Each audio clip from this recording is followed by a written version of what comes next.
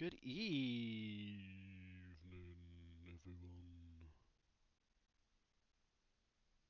about half that.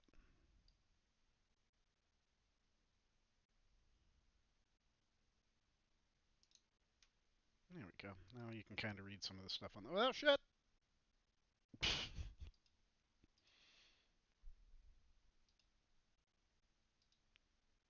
Okay. So, check out what's going on here. We're upgrading our Lore-bot. Woo.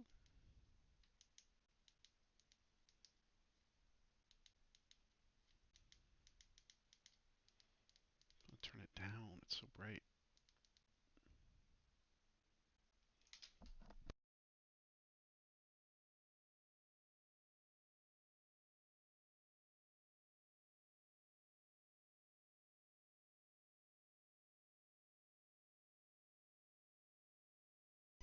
Okay, so we had all of our information from the Carrion Archive and the Impaler Archive.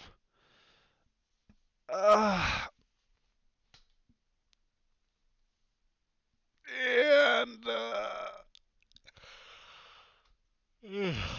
yikes! I am tired. I'm sorry. My bike tire went flat. I had to walk all the way home from work tonight. Um, Nobody knows where I work. Can I hang a post-it note on my shirt? I don't want to change my shirt. I'll be back. I gotta change my shirt.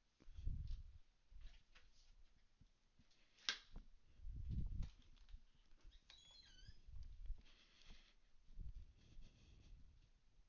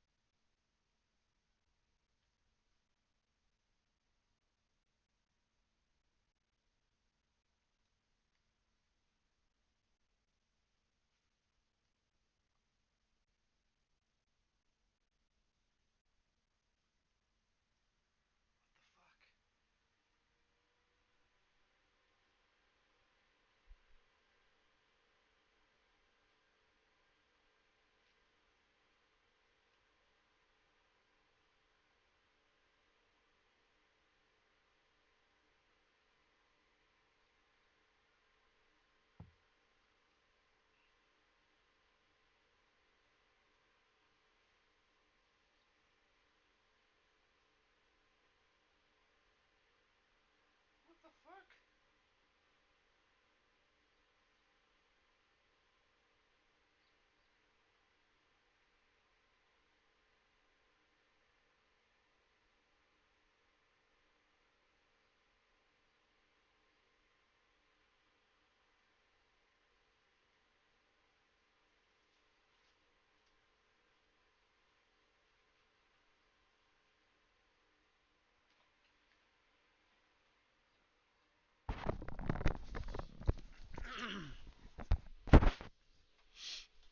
Oh my god.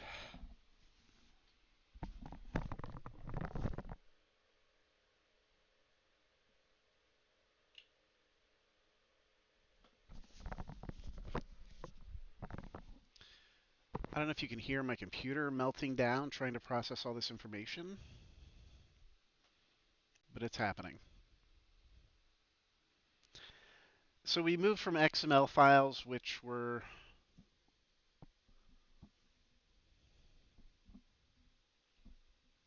I don't know. Ultimately, I don't know. I may go back to them. They were just hard to manage, and there's just like a lot of stuff in there. It was structured very strangely.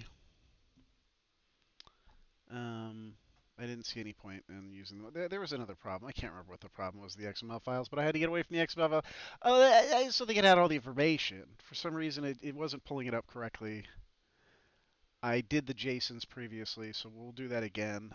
I think I still need to scrape some more data to complete its knowledge base, but this is, we now have 16,000 lore chunks in the brain here, so we're getting back on track. My goal is to play Elden Ring one of these days.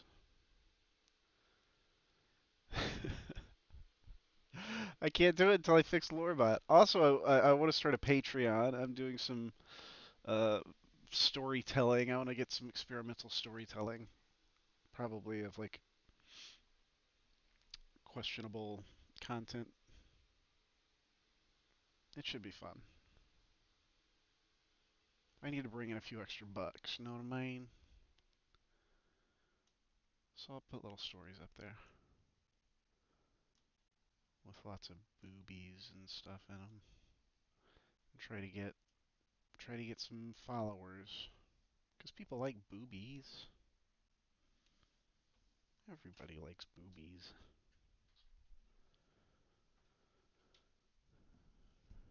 Where's my thing? There's my thing.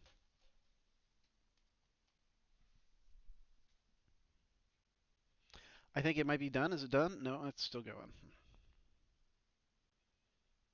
This will, I don't know if you can see my cursor, but this will update from 16,084 total chunks to say like something like complete.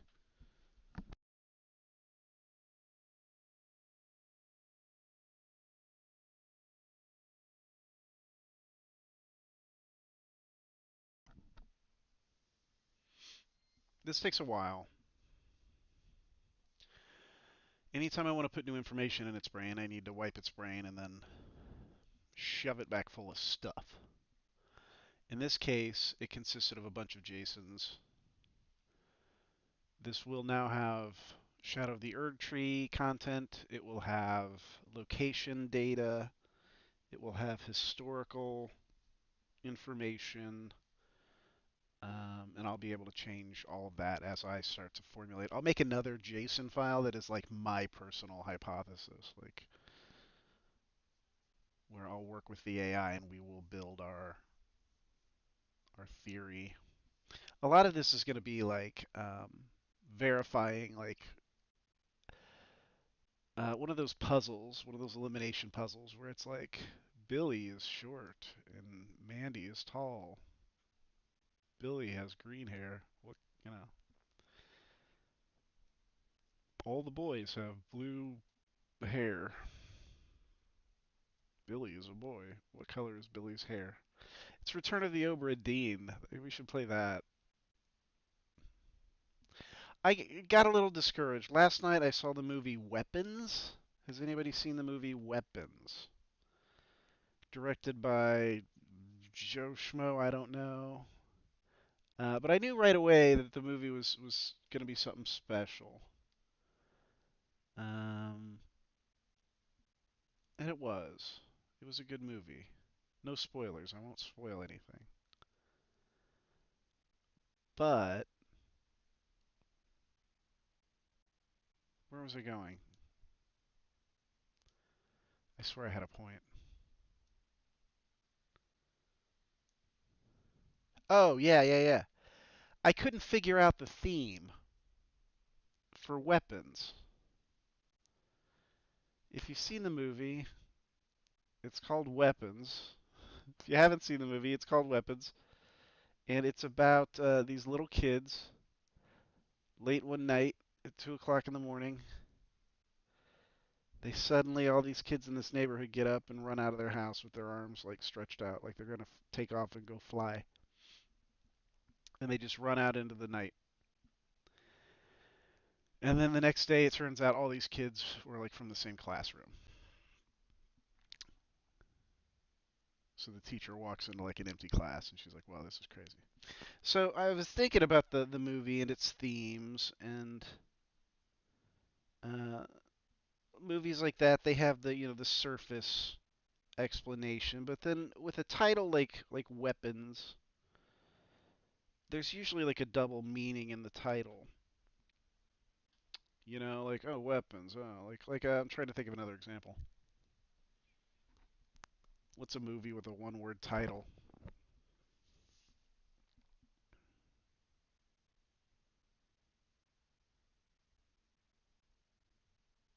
I don't know. Anyway, I couldn't put pieces together. I couldn't figure out the theme, so I got online to like look up like what are other people saying about this, and the consensus is, and the director came out and said this is why I think it kind of hurt. Well, I wouldn't say hurt, but I think it was good for him to expose this. He said like he just doesn't know. There are like things he put in that movie that he doesn't understand it either. He's like it just kind of felt like it would fit, so I just did it. Like there's a scene where this guy has this dream, and in this dream he witnesses like over a house like this very specific weapon. But why it was there, don't know. And somebody asked him in an interview, they're like, "What about that?" And he's like, "I don't know. Yeah, I don't know." He's like, "I just had this image of this scene I wanted to do, and I did it." So like it doesn't tie in. And how to bring this back to Elden Ring? I'm just really afraid that maybe that's what we're looking at here with Elden Ring. The George R. R. Martin thing makes me think, okay, there is like a story here. But what did he actually write? What did he do? Could they have just been getting his name on there, This is like when it's like I don't know, Steven Spielberg presents Muppet Babies. Like Steven Spielberg wasn't in there like every episode, I don't think, drawing pictures and penning the script. You just kind of bankrolled it and supervised it from a distance.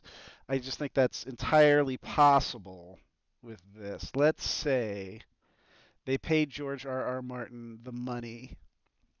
They get his name on the product, right? He does like some promotion for it. People are hyped, like, well, George R. R. Martin, that's crazy, that's crazy. But honestly, what did we ever see of that? They never released like a companion novel. I've never seen one word of what Barton wrote. He gave it to Miyazaki, and for all we know, for all that we understand, Miyazaki basically threw it away. He's even made comments about how, like, oh yeah, like he'd probably be pretty upset if he knew what I did to some of his characters. So that tells me, like,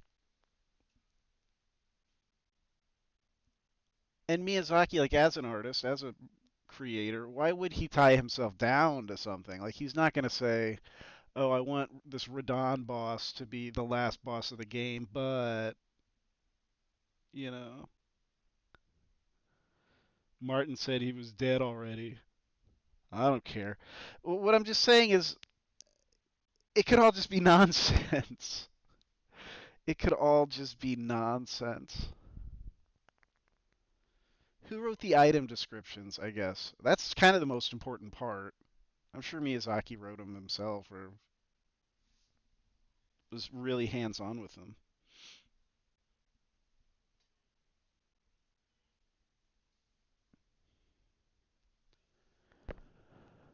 Like, what if he just doesn't know?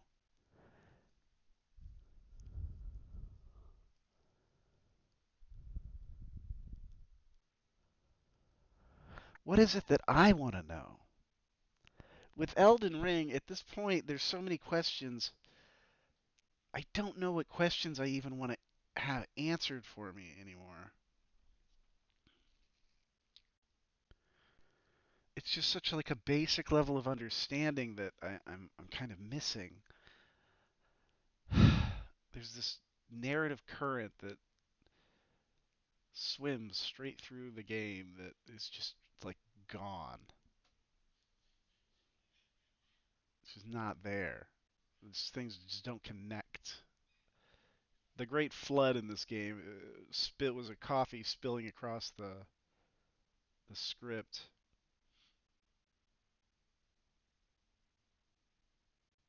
blotting it out forever. Elements of the story. I what do I need to know? I need to know the alchemy of America and Radagon.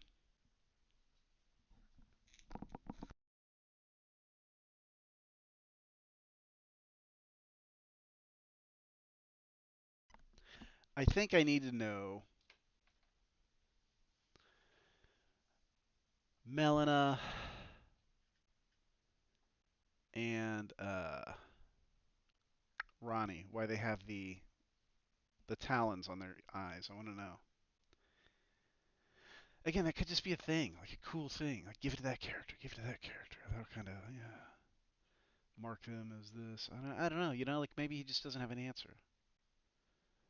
Maybe it's all pointless. What do you think, Lore-bot? You're still off.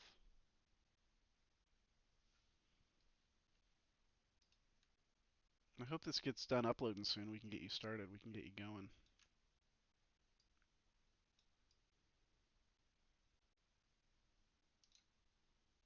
This is taking, I think, longer because I have so many files. This could take like an hour. I might have started my stream a little too soon.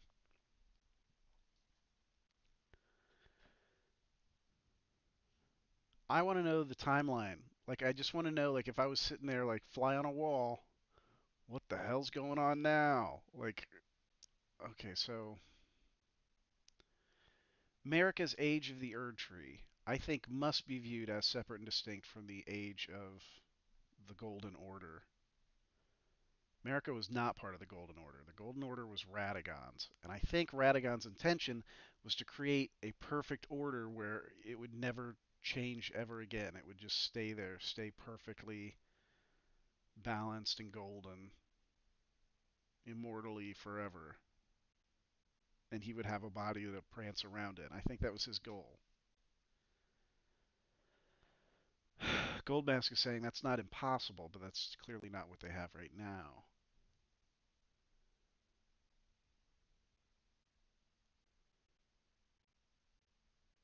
But the Golden Order is piggybacking off of America. America's vessel contains her vision, which Radagon is now utilizing as like the core module in his Golden Order, just like the Age of Plenty piggybacked off the Crucible.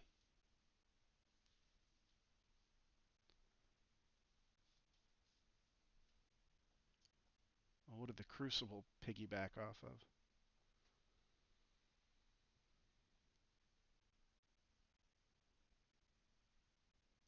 Okay, so first there was the Age of the Crucible. And during this age, I believe there was a great tree. This tree may have become the Erd Tree, but I do not think so. I think if anything, it may have become the Shadow Tree.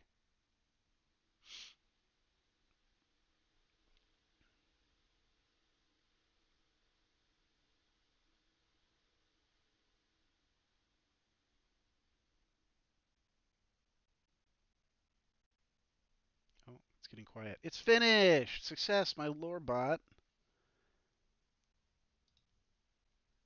is fully mapped and educated. See, you got educated. You get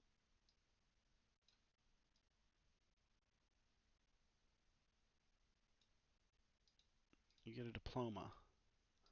He's not holding a diploma though. He's holding a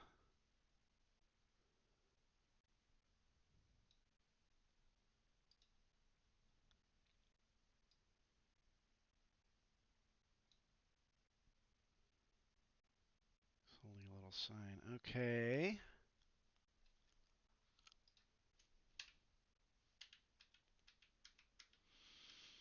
Hmm.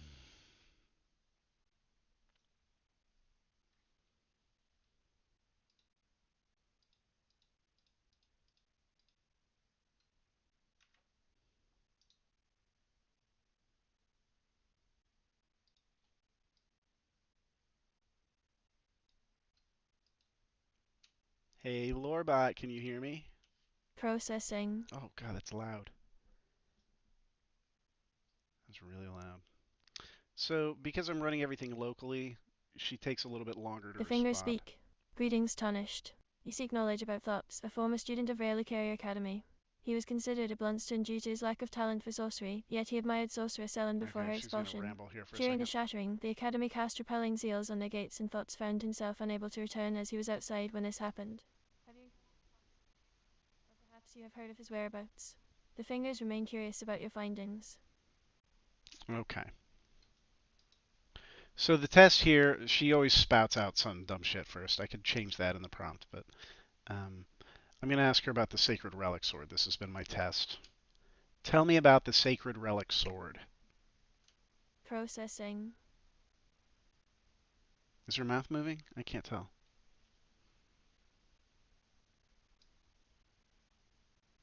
The fingers speak. She's crestfallen and can scarcely swing a blade, though a mere axe-wielding barbarian, her youthful credulity suited my purposes. No, This it's not right. barbarian wielder of the axe, as described, might not be the one who possesses the sacred relic sword. However, it is worth noting that the one who carries the great rune within an egg, a deadly bloody finger, has already felled many an old hand. Could this be the one you seek? What say you, tarnished? Do you think this barbarian might possess the sacred relic sword? Or is there another in your sights? So I'm going to hop into her personality module. Let's see what's going on here. Let's try the config. Config will have her voice speed. Let's slow her down a little bit. She's talking real fast.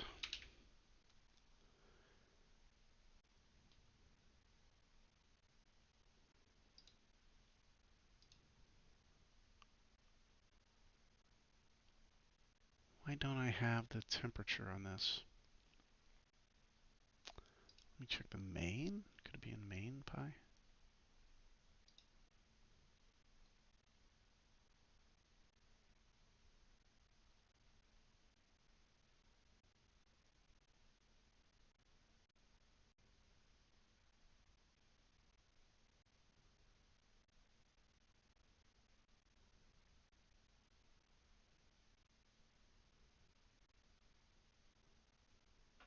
Huh.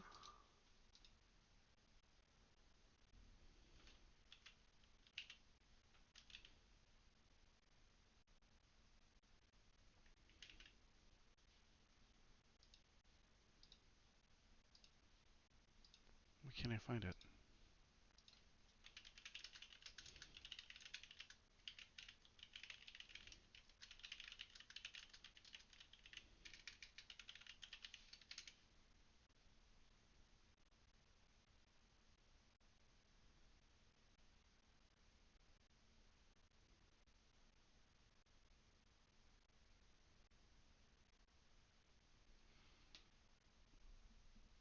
Let me see here.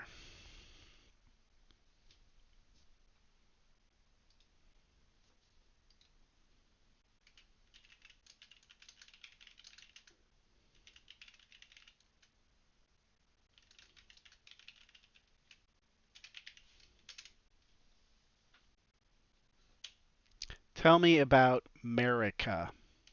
Processing. Let's see if she hears America correctly at least. The fingers speak. Though she might feign an icy persona, Queen Marika is still seen as a feeble, pampered little girl by some. Yet, she holds high hopes for you, brave one. Her echoes linger in many places, including here. Do you have any questions about her or the world you find yourself in? That was incorrect.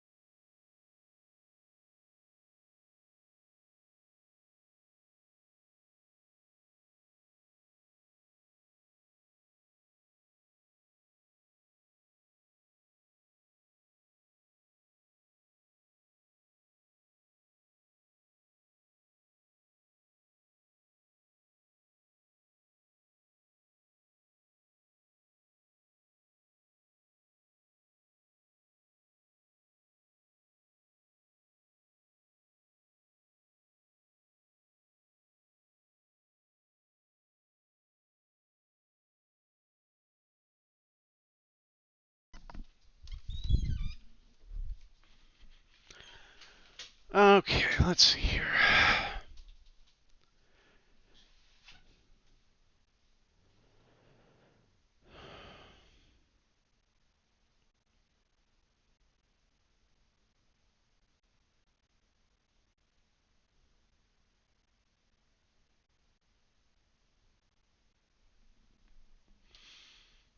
Hmm.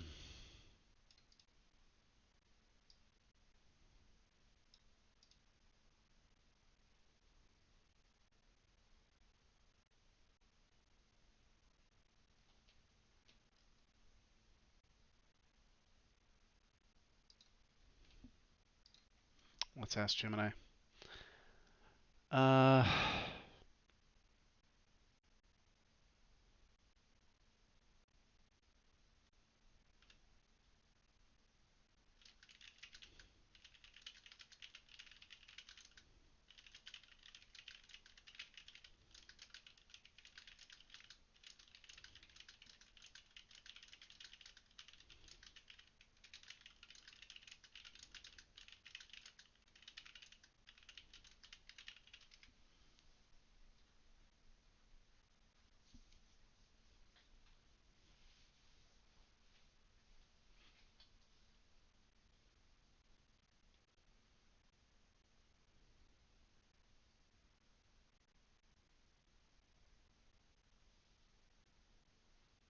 main pie or modules?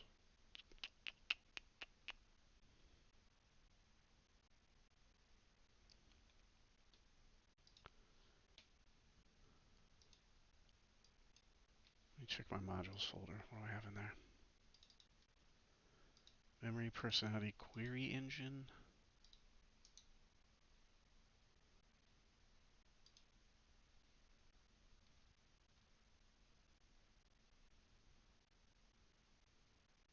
There it is, query engine.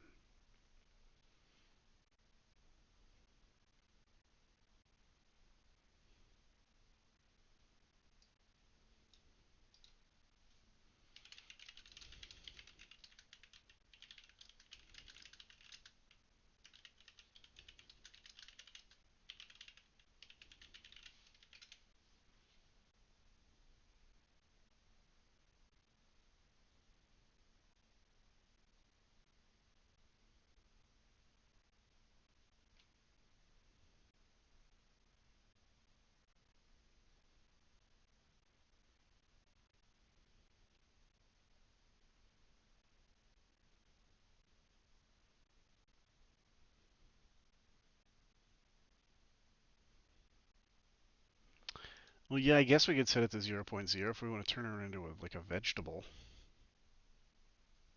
which I don't.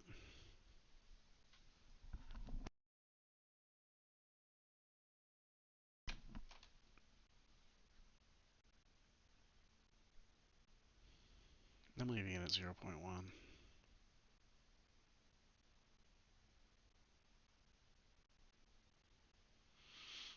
Hmm.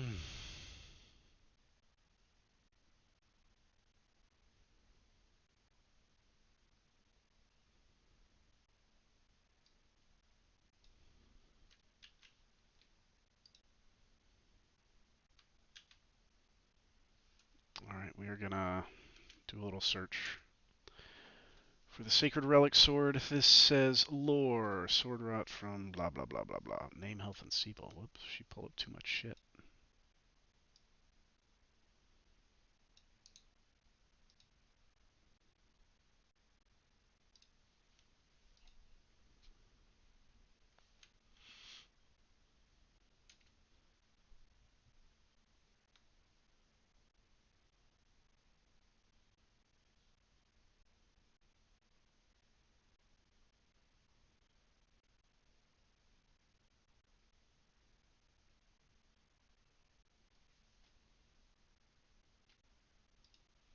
All right, refresh database and query engine gets replaced.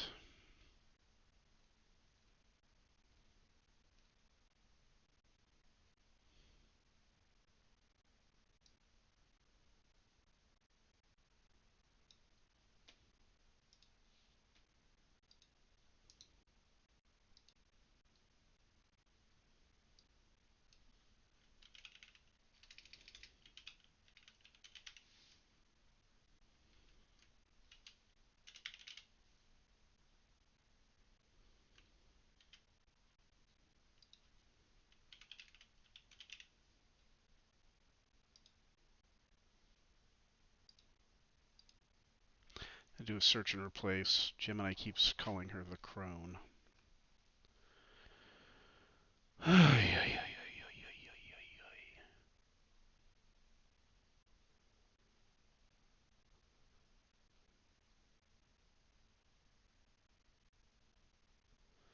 Just put it at 0, 0. They're insisting. Alright, I'm gonna do it. It's gonna turn her into a weirdo. Change line 56.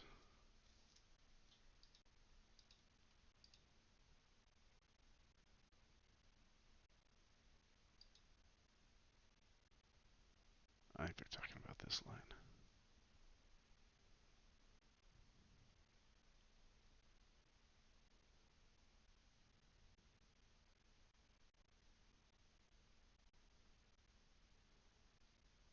Before the main loop starts.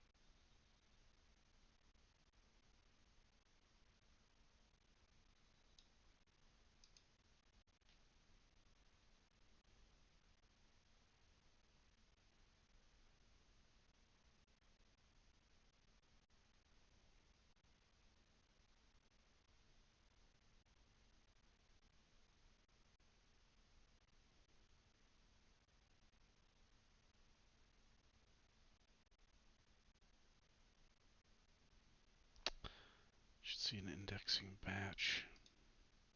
Message. Try this again.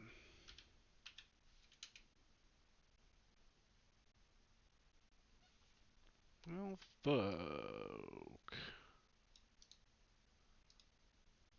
I think it's where I just did it. I didn't indent correctly.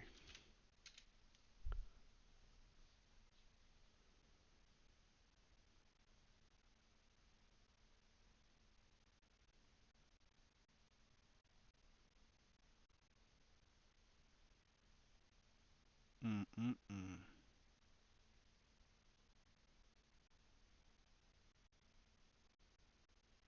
Oh, shit. Okay.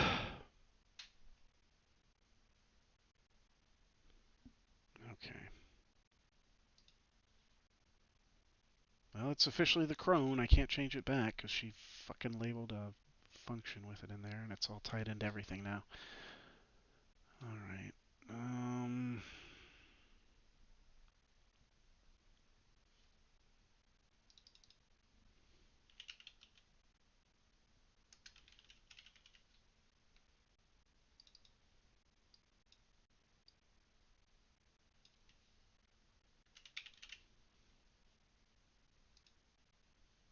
Okay, that should do it.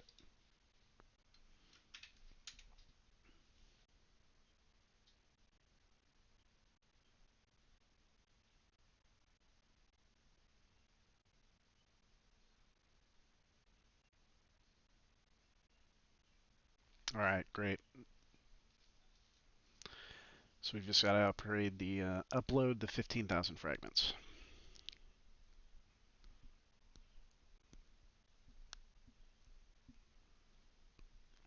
In 2,000 fragment chunks because it kept crashing my video card to do it all at once.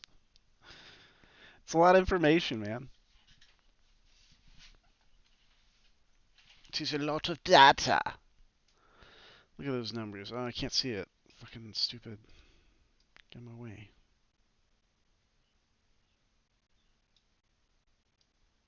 Get out of my way, educated lore-bot. You can go stand up in the corner.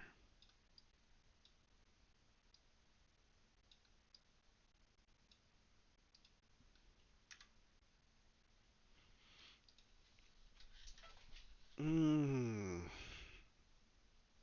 We may need to change your appearance again, lore-bot. I kind of like you back the way you were.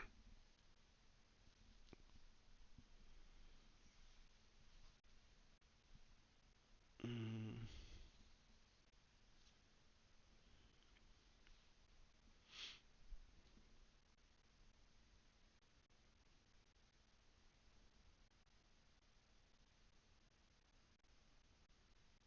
You're not really body enough, you know what I mean?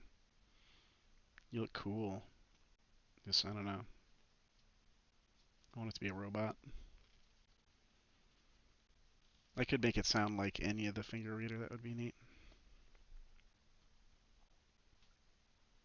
Could make it look like her too. That would be cool.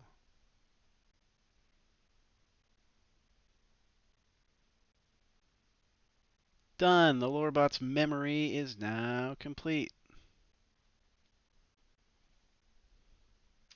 Hello, lore-bot. How are you today? Processing.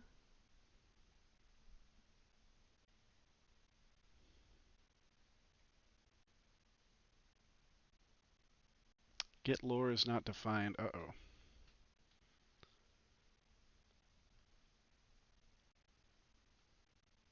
What the hell? Oh man, it just heard everything I said. You said, alright, great. So we've just got to upgrade the upload the 15,000 fragments in 2,000 fragment chunks. Wow, it heard everything I said. It was listening the entire time it was uploading. Can you hear me now? Processing.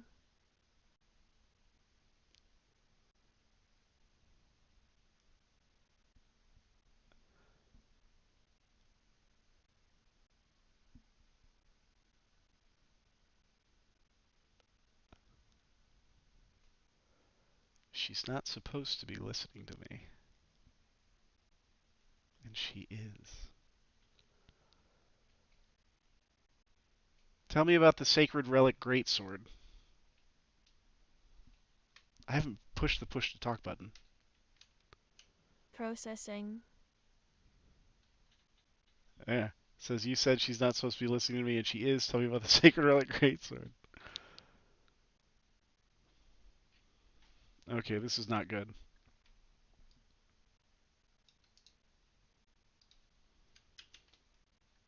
I'm gonna tell Gemini we broke something.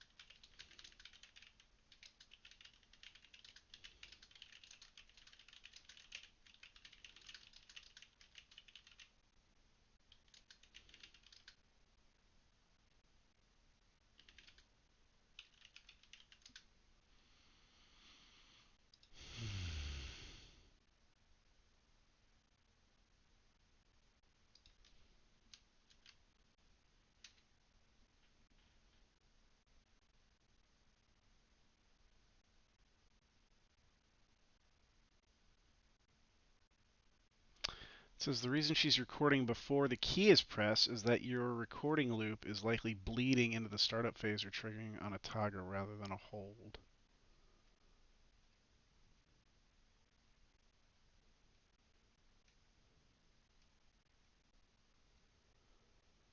Okay, open query engine. Look at the import line again. I screwed this up somehow.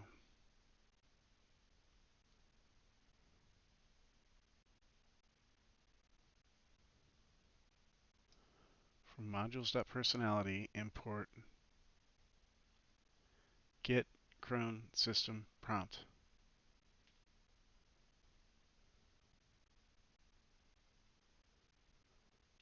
Look at line 53, generate response.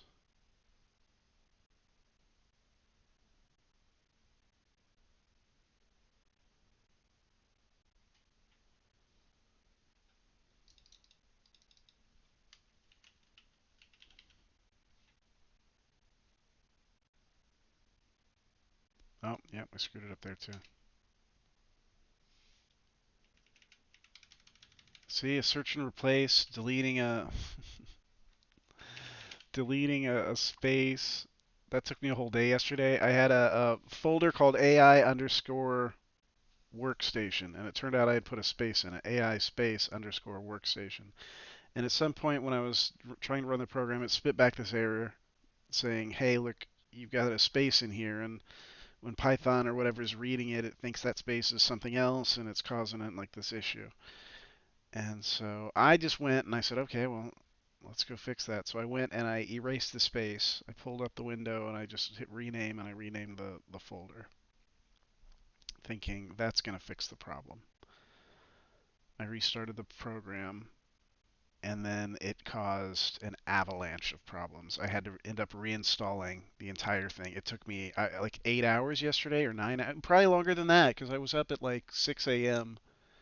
and I went till like 11 p.m. There was a big nap in the middle. Several hour nap and some other things. But for the most part, yeah, erasing a space cost me my day, cost me my Wednesday. And now we've got the same thing happening again because I changed it from Chrome to Lore-bot.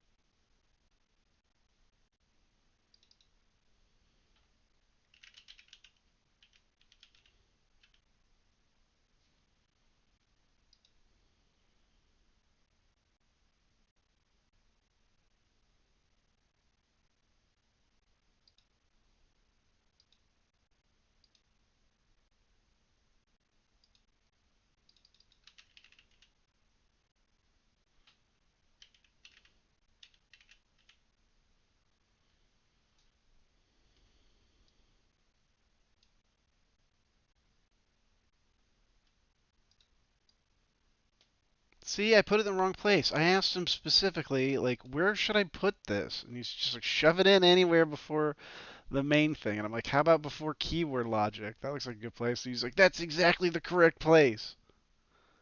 Well, it wasn't, was it?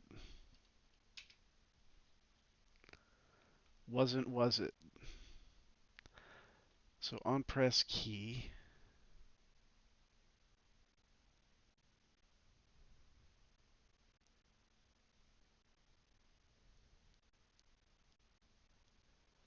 I don't understand. I'm not changing anything. I just moved it down like under, but this is invisible.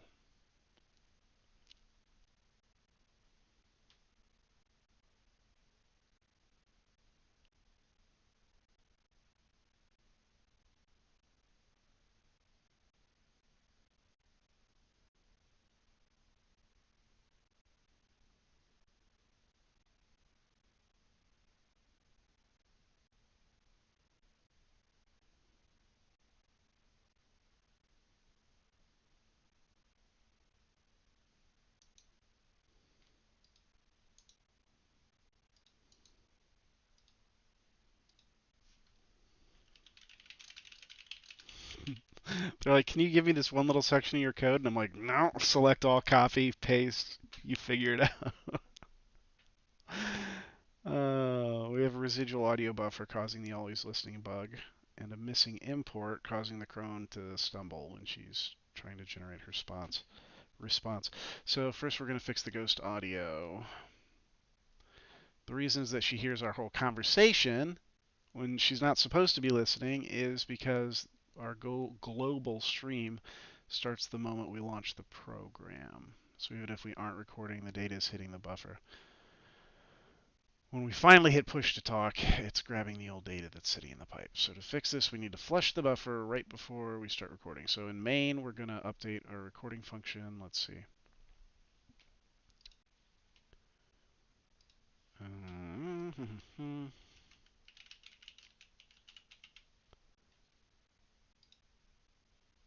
Yep, global is recording. Frames. Data while.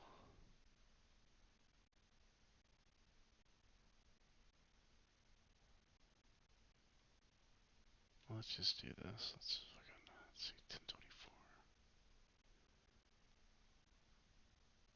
The flush. Okay, so right here we're gonna put the flush in. While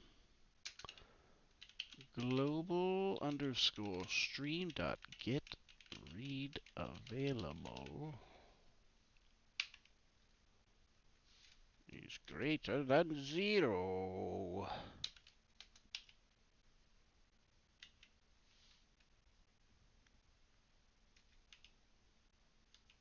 Then global stream dot read global stream dot get read available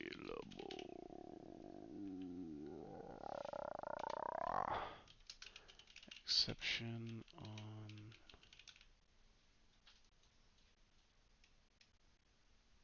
overflow false.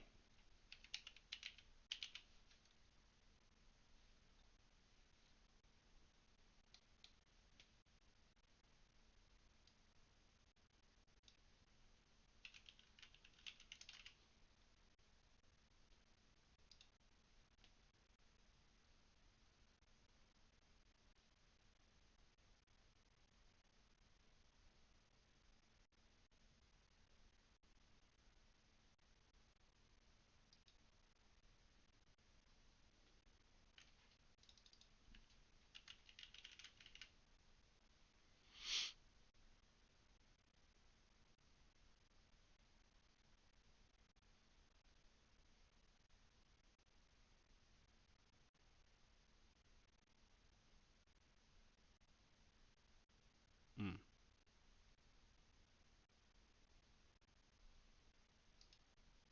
All right, we're taking away all her free will. She can only speak in Elden Ring lore.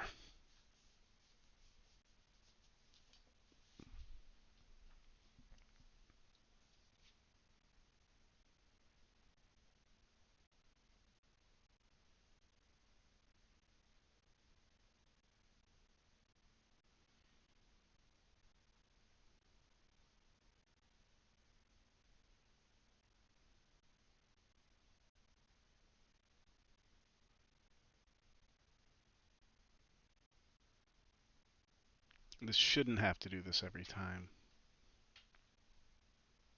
but who knows?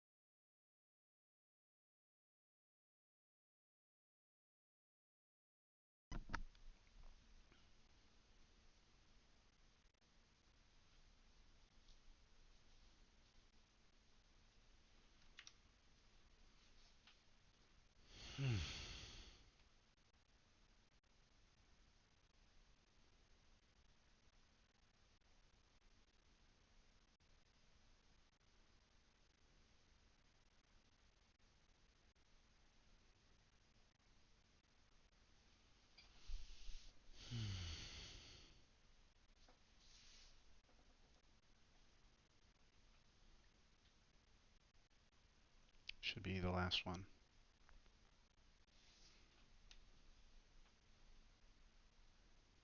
Looks like one of them didn't get all the way complete.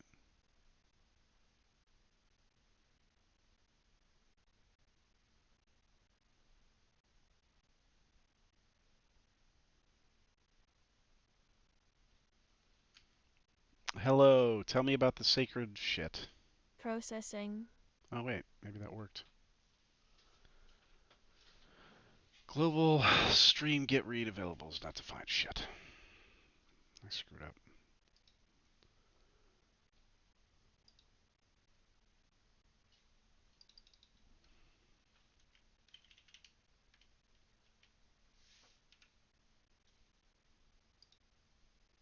There it is.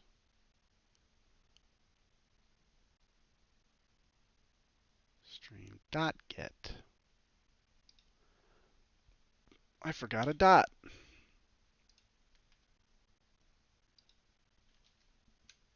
Forgot the dot. Oh man, please don't do that again. She can do the whole thing again, didn't she? God damn. Gotta shove that in her brain every single time I fire her up. I bet her audio's broken now too, isn't it? Is she working in VitoTube? When she speaks, does her mouth move?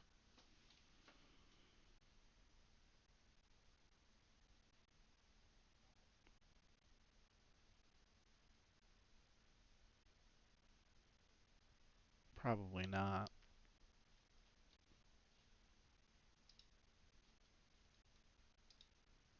She's still plugged into it. I don't know if it's still plugged into her though. Okay.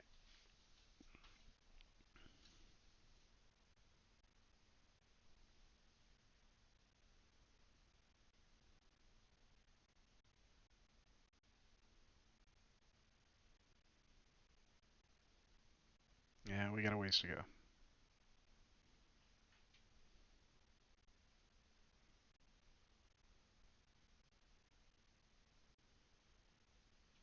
I'd like to just know everything, please. Who would we kidnap? We'd have to kidnap Miyazaki. Because Martin doesn't know anything. Everything got changed. I wonder what he did. Do you think Miyazaki just maybe wanted to meet Martin? Like maybe he read Game of Thrones or something. He's just like, I want to be friends with that guy. He wears like a captain's hat all the time. He's pretty cool. Maybe he'll make a video game with me. Maybe he'll hang out with me if I ask him to make a video game with me. And maybe he'll write this amazing world and I won't use a bit of it. Tell me about the sacred relic sword. Processing. Woo! Success. We're there.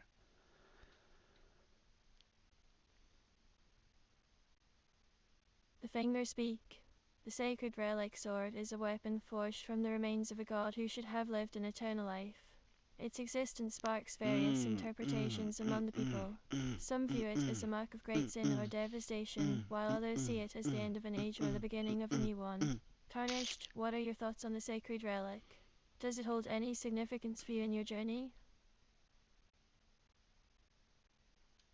It's my favorite weapon. I use it to farm Albinurix and get a shit ton of money. It's a great sword. Processing.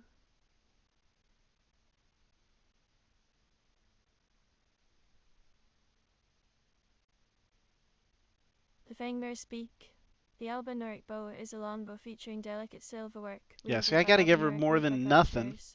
This bow requires dexterity over strength to master, making it an ideal choice for those who favor agility in combat. Loretter, the famous Carian knight, was known to favor this weapon and developed sorceries imitating the power of a great bow.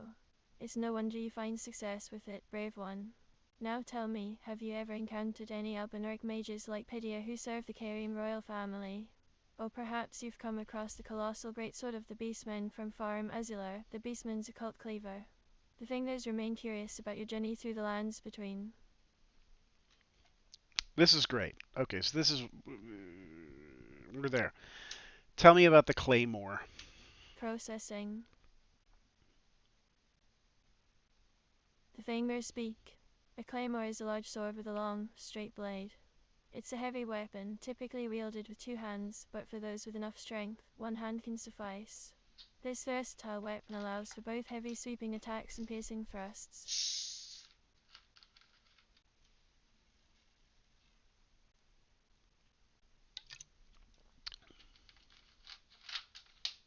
Great. Tell me about the shadow tree. Processing.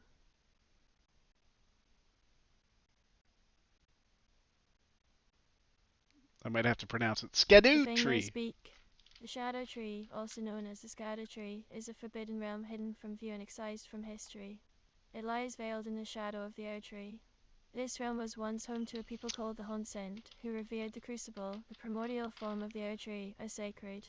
The goddess Marika first set foot in this realm, and the queller of the Halai Tree departed here, divesting himself of his flesh, strength, lineage, and all things golden.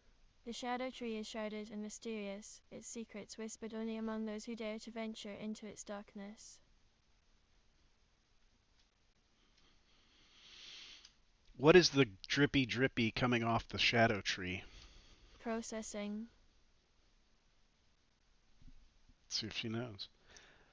She's The only fingers reading things. speak. The heavy ant spore rapier's blade, Yeah. tarnished, drips with the scarlet rot, an ancient legend believed by Mali Marais of the Shaded Castle. This rot, a symbol of decay and corruption, may hint at the dark secrets hidden within the Halai Tree, now a misshapen husk awaiting the queller's return. What do you make of this, brave one? A slight giggle. Can you giggle? Processing. Just The giggle. fingers speak. Indeed, they can giggle, a sound as light as a feather's danced upon the wind. Piggly.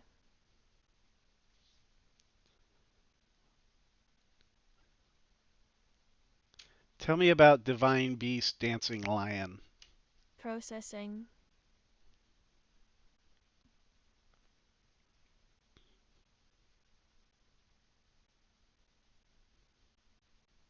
The fingers speak. Brave one, the divine beast dancing lion is a formidable foe found within shadow of the Air Tree. This creature, a representation of divine messengers from the heavens, is summoned during the Tau Festival in Ballarat Tower Settlement. In its first phase, it fights normally, but at 65% health, it unleashes a dance of elements switching between lightning, ice, and wind, and even deathblight. The fingers remain silent about the specifics of its origin or the Deathblight. significance of its dance, but they do whisper that only the greatest of horned warriors could become Are you divine fucking beast serious? warriors, and few became sculpted keepers. Perhaps, brave one, you may uncover more secrets during your encounter with this enigmatic creature. Now, brave one, what questions or speculations do you have about the divine beast dancing lion? Or perhaps there's another subject you'd like to discuss? A slight giggle echoes from the fingers.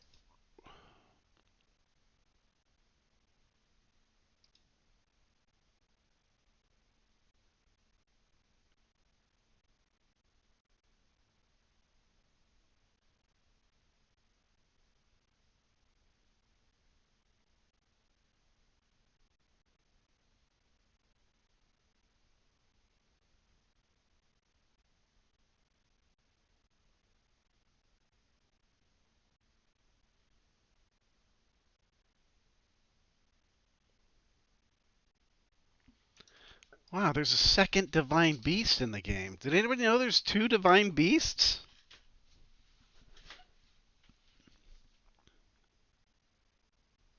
Lore-bot, how many divine beast dancing lions are there in Elden Ring?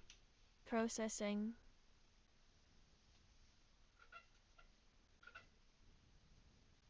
The fingers speak. The divine beast dancing lion is an optional boss found in various locations within Elden Ring. However, the exact number of these beasts is not explicitly stated in the wisdom of the fingers. It may be that there are multiple instances of this boss encounter, but the lore does not specify a specific count. Tarnished, have you encountered more than one dancing lion during your journey? I have. Sort of not, no.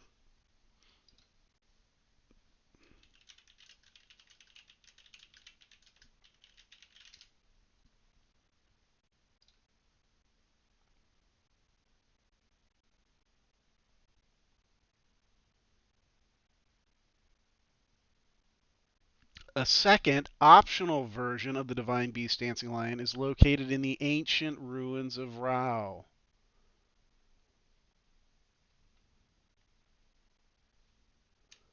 Lore-bot, I have confirmed there is a second Divine Beast Dancing Lion in the ancient ruins of Rao.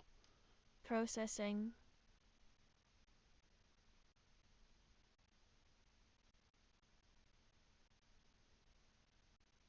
The fingers speak. O brave one, venture forth to the ancient ruins of Rao, where another divine beast awaits. The dancing lion, a symbol of power and glory, shall test your mettle. In times past, this lion was a messenger from the heavens, its presence celebrated among the beastmen of Farum Azula. It is said that the 5 black nails on the beast claw Grathama represent Serash, the lord of beasts. May you find success in your endeavor, tarnished champion. And when you have faced this foe, what tale shall you bring back to us? Or perhaps a question for the fingers to ponder. A slight giggle echoes from the shadows.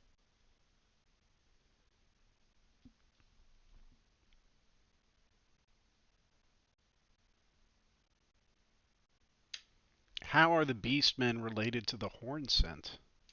Processing.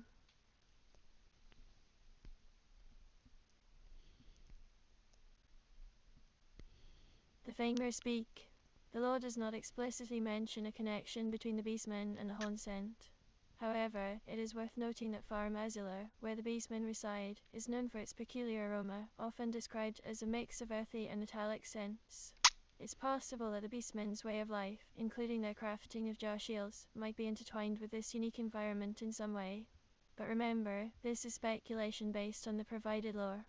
The fingers remain silent when it comes to definitive answers about such connections. Now, brave one, have you encountered any clues that might suggest a link between the beastmen and the horn scent during your journey?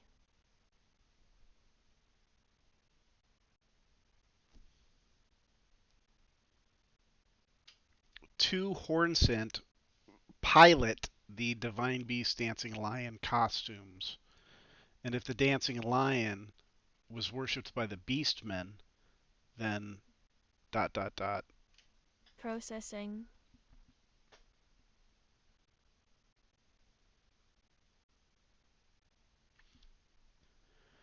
Was Sarash the Stormlord? The fingers speak. The divine beast dancing lion, also known as Serash, was a symbol of intelligence among the beastmen of Farum Azula. Its presence in 5 fingers was celebrated, and its representation can be seen in the beast called Grathama's black nails. Serash served as Godfrey's beast regent, guiding his offspring, the golden lineage. After Godfrey became tarnished and was exiled, Serash remained with him until their demise in the Badlands. As for the 2 haunts and pilot and the worship of the dancing lion by the beastmen, the wisdom of the fingers does not provide explicit details. However, it is reasonable to speculate that the 2 haunts and pilots might have been part of the ritual performances during the Tower Festival in Ballora, Tower Settlement, where the sculpted keepers represented the divine beasts. As for worship, the beastmen may have revered Serash as a symbol of the kind's intelligence and Godfrey's power. Tarnished, do you seek more knowledge about the 2 haunts and pilots or the beliefs of the beastmen? Not at the moment. Um, I need to have her cite her sources. I need to be able to ask her, where did you get that information? Where did you get your information? Processing. The fingers speak. I was awakened by the guidance of grace and chased from my birthplace. Later, I found myself in Godric's grafting grounds where I discovered something significant. Tarnished, have you ever been to these grafting grounds yourself?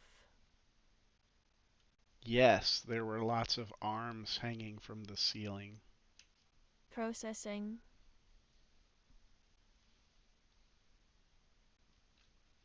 The fingers speak. Mushroom arms, a peculiar armor, adorned with mushrooms that have overgrown the wearer's No. limbs. To those ensnared by the scarlet rot, these armors are considered sacred vestments, anchoring one. The Okay, 2 fingers things. speak. Oh, shut up. Mushroom arms, a peculiar armor, adorned with Oh, she's mushrooms still that have going. That's not overgrown the good. wearer's limbs. To those ensnared by the scarlet rot, these armors are considered sacred vestments, anchoring one to the earth. Brave one. Okay, so 2 things. One, I need to have her cite her sources so that if I say, oh, where did you hear that?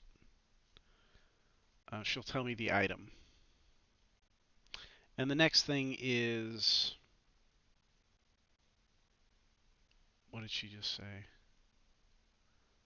Mushroom. Oh, a memory. I need to program a memory into her so she remembers what I just said.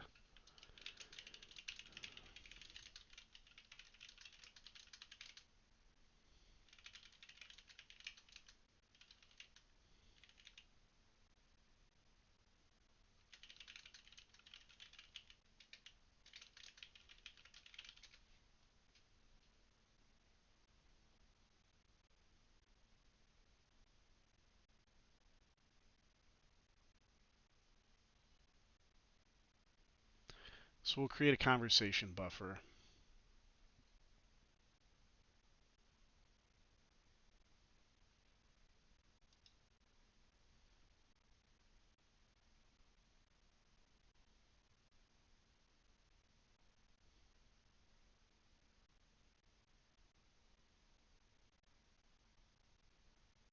Mm,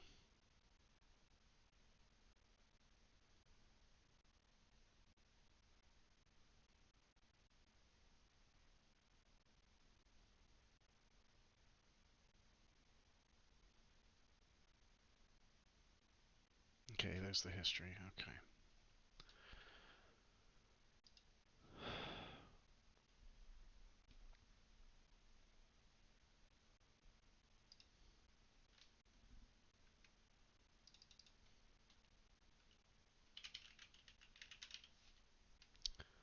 Okay, lore searcher.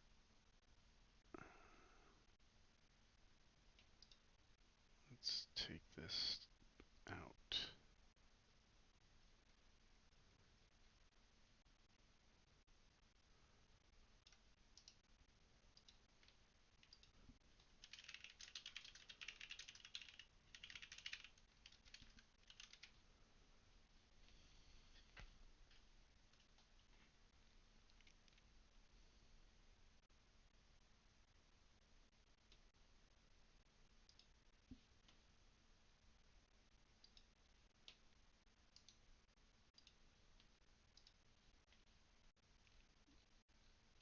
Okay, now in the personality we need to add.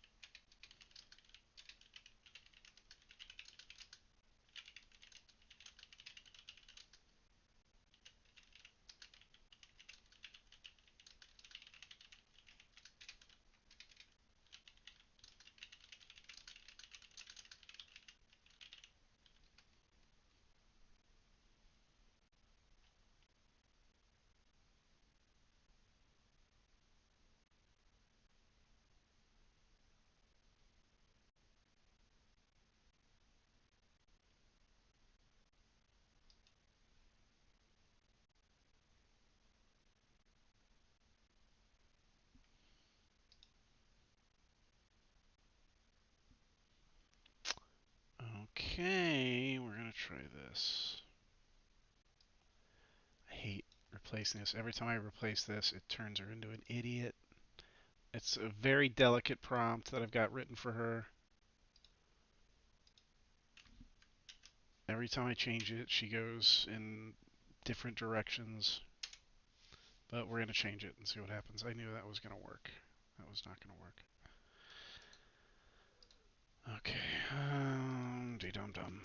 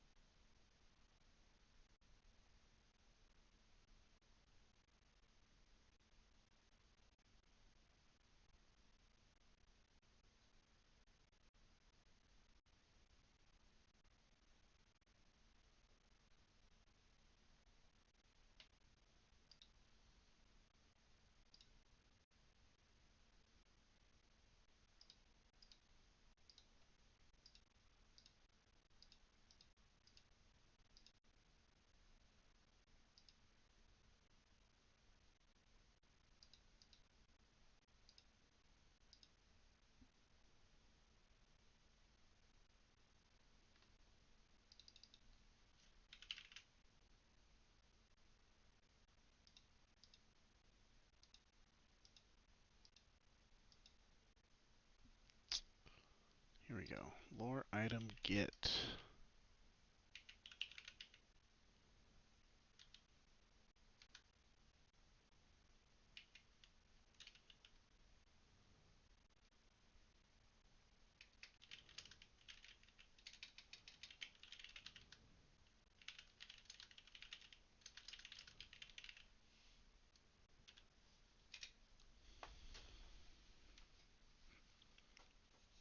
Okay.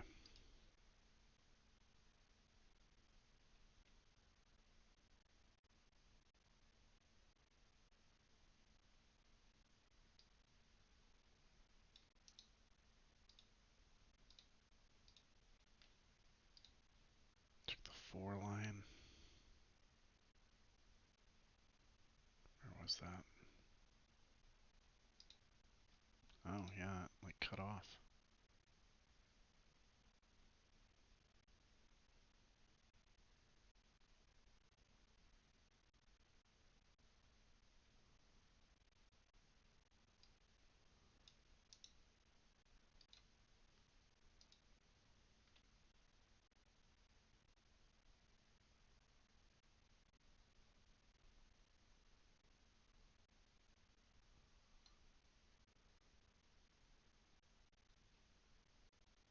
Okay, that might work.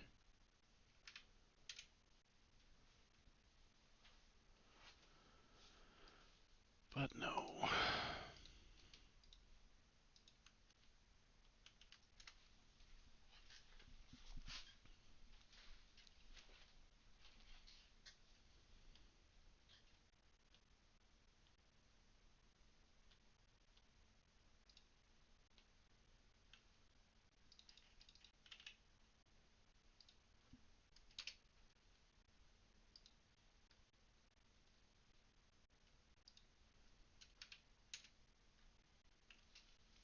Ah, come on.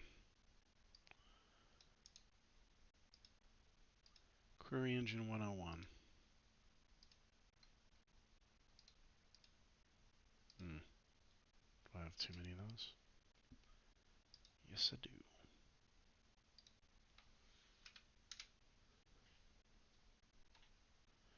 Jesus Louises 101. That was still the same one. Never closed, so we did need that one there.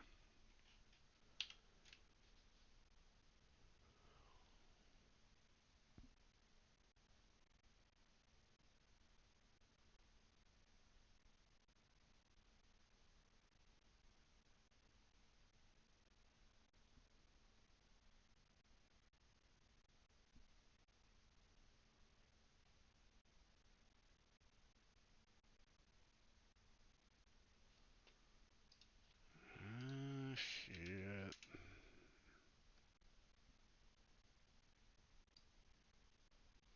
Still 9101. What's up here?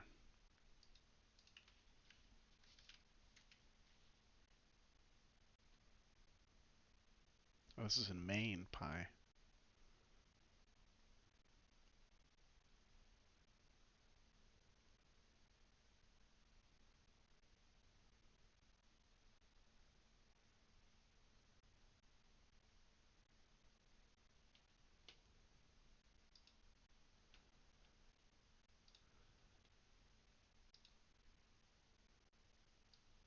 I thought that was a weird ending. Yeah, my copy paste got cut off.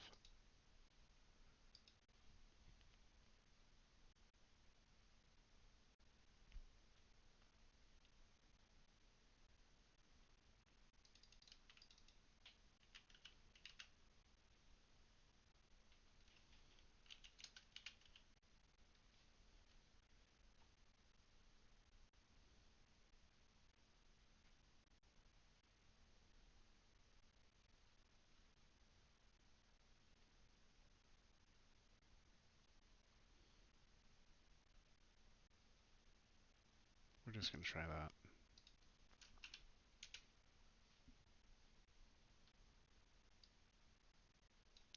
Schnikes.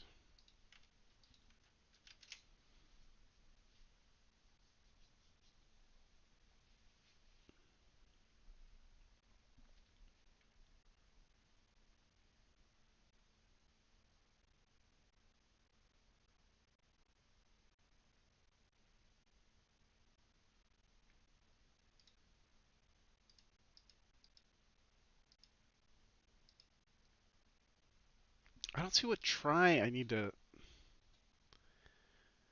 with open.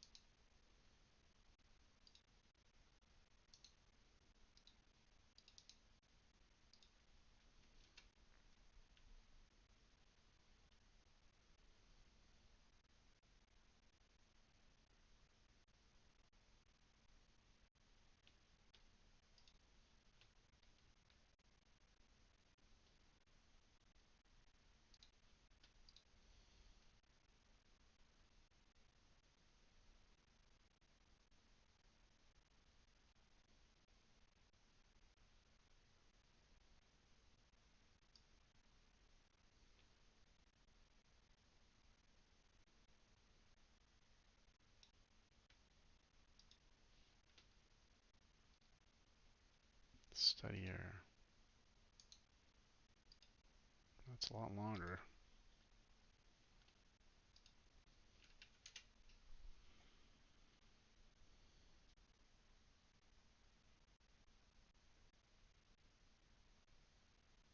Ugh, God, here we go again. Jesus. I thought I put all those in the master archive, though. Maybe the master archive is might be doubling up our information on some of this stuff. I think I compiled them all into one massive JSON.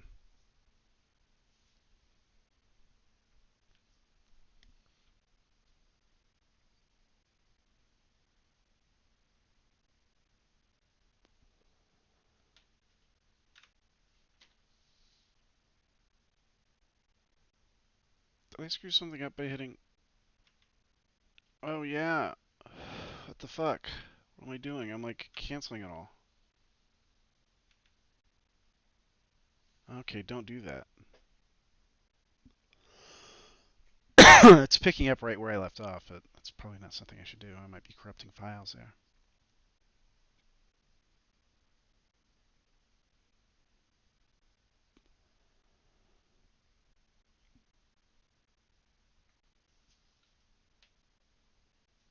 Alright, we are mere moments away.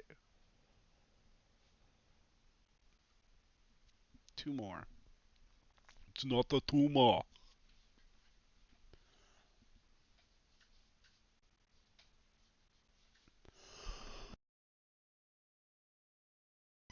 Last one.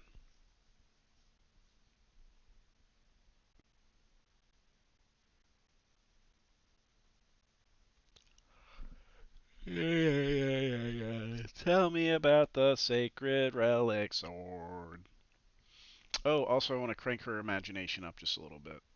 We won't get the verbatim stuff, but she may be able to answer some questions. Tell me about the sacred relic sword.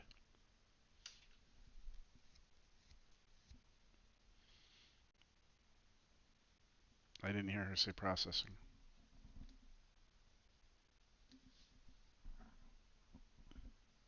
Mm.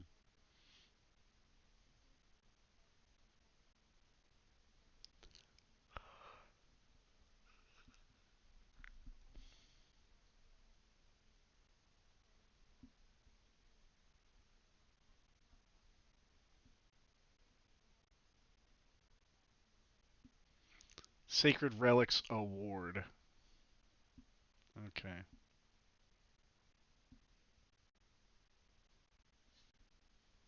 Lore-bot, you deserve an award.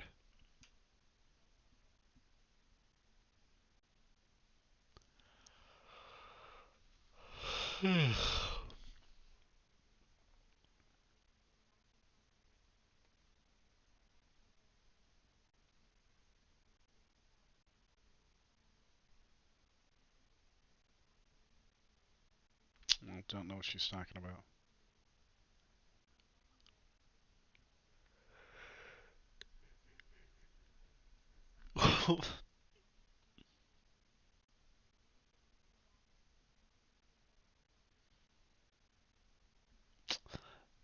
We just fired her up, so I'm going to give her the benefit of the doubt here and say that this is just her brain kind of kicking into gear. We're going to ask her a few more questions.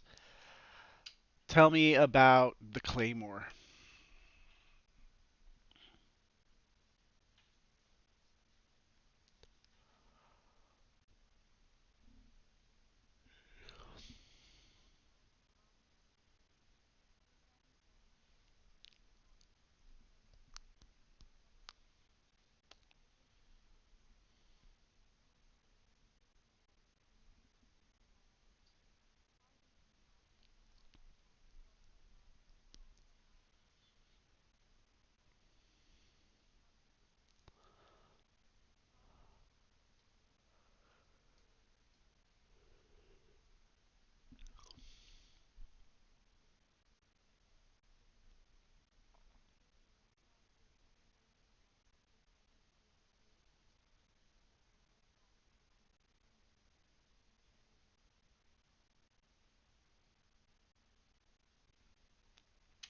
Tell me about the one-eyed shield.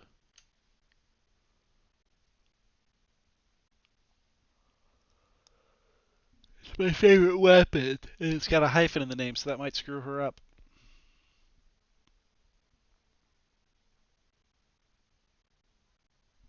Yeah,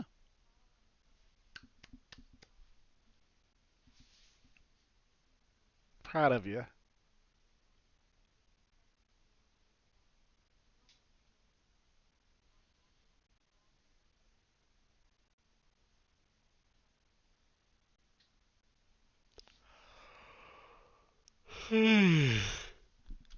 Who beat the fire giants? It was pop quiz. Who knows? Who beat the fire giants? Lock in your answers now. See if you can beat the Lore-bot. Godfrey. Correct, Lore-bot. Here's what we're gonna do. Next time, I don't know, maybe tomorrow night, I'm gonna have a quiz Lore-bot. Lore-bot's going on Jeopardy. I'm gonna ask Lore-bot Elden Ring trivia questions. Maybe viewers, you guys can make the trivia questions, and we'll see if she gets them right. If she gets them right, she gets the points. If she doesn't get them right, she doesn't get the points. And I think maybe if she finishes in the negative, then we give her the axe. We just cancel this whole project. We bury Lore-bot. Lore-bot, do you want to be buried?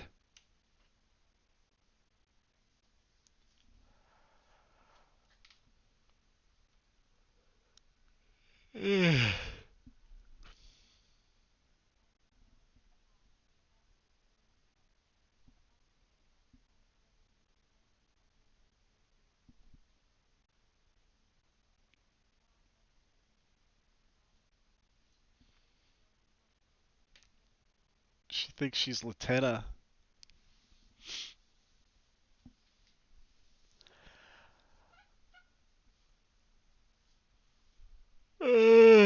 I'm very impressed with Lore-bot tonight. She's really on fire. Let's ask another question. Maybe we can get a little more abstract. What are all those headless statues I see in the Shadowlands? These are the tutelary deities.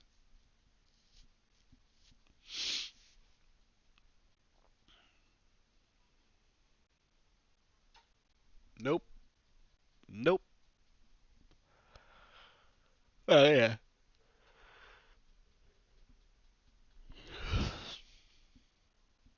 I don't think they're in the Shadowlands.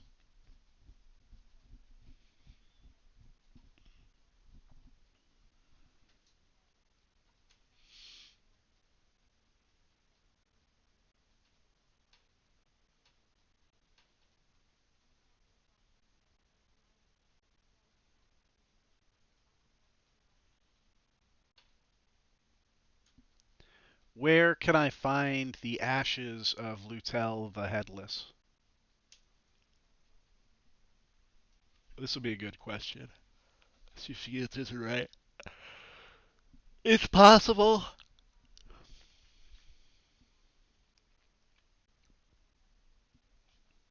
Not the Shadowlands.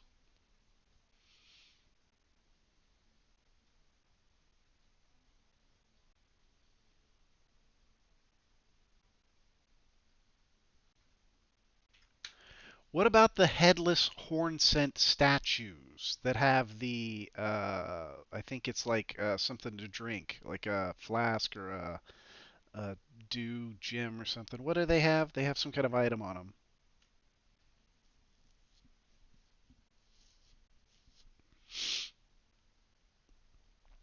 Oh, they have the ashes, lost ashes or something. No. No, you're crazy. She making it up.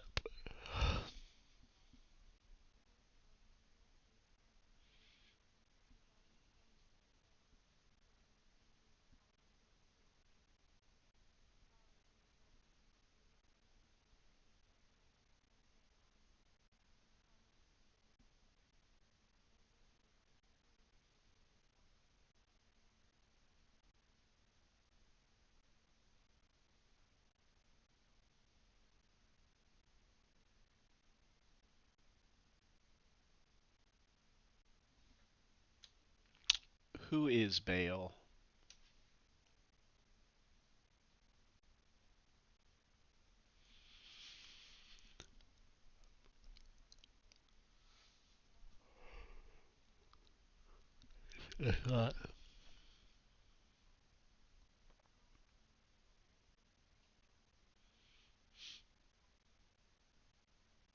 Oh, she cannot weave lies. It also spelled Bale wrong. So it's possible she just didn't know what to look for. But I don't think Bale is in this database. Well, I do have Shadow of the Erdtree bosses. Tell me about Shadow of the Erdtree bosses. List them all.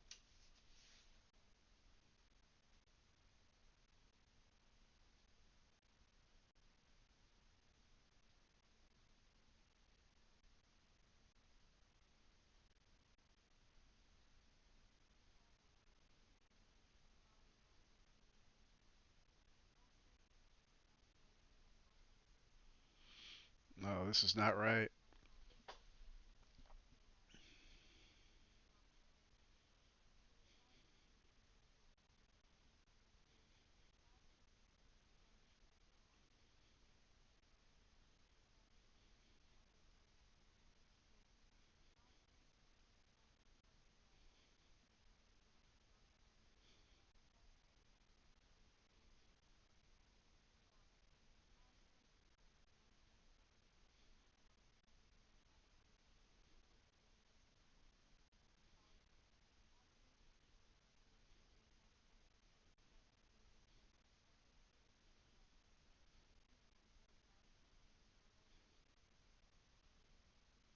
She's obsessed with mausoleum soldiers.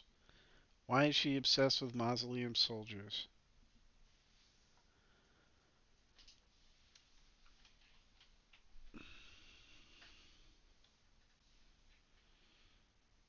Tell me about Rolana.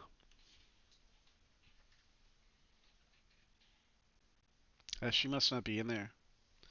Let me check this JSON file. Maybe the JSON file's like empty. Uh,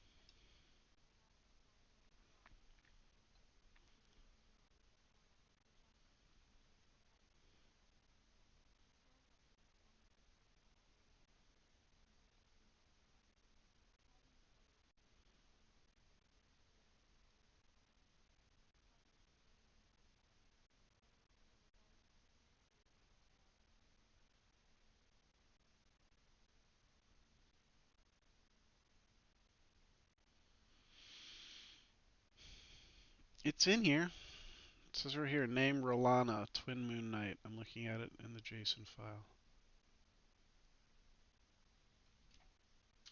Tell me about the Twin Moon Knight. She spelled night wrong. I guess that's, understandable.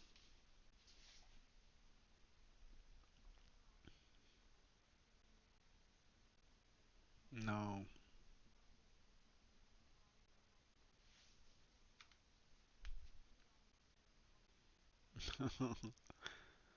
I didn't say restart. I said shut up.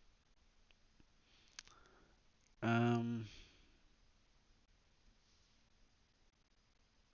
Twin Moon Knight, Knight with a K.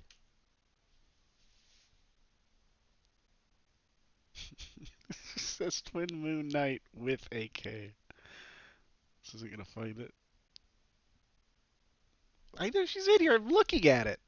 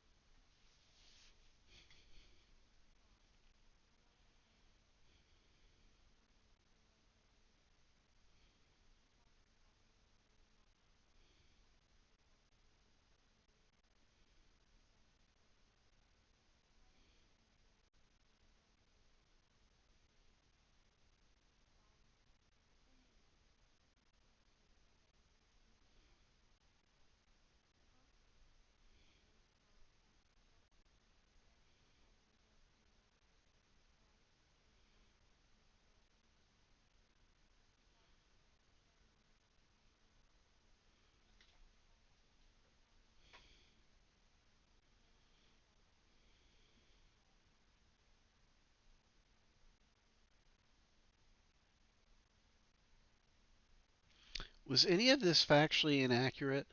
It says Rolana was raised by her mother, Renala. I thought they were sisters. And then it goes on to say, and was taught by the Snow Witch. Well, Ronnie was taught by the Snow Witch. She also taught by the Snow Witch? A mentor skilled in cold-based sorceries.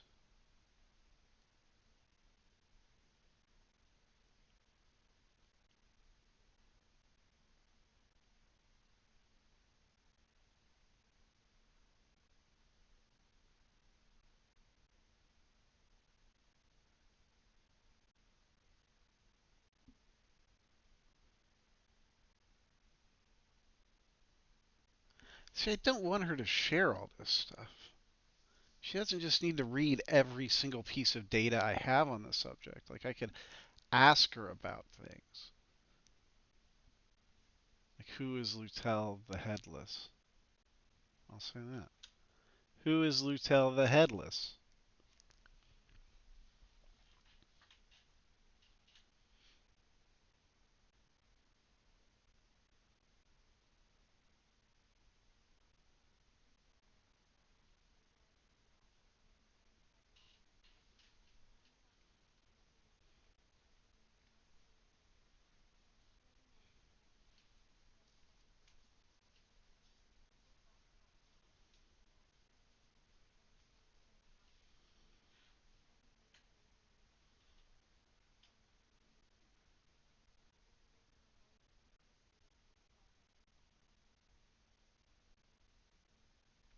Lutel sacrificed her life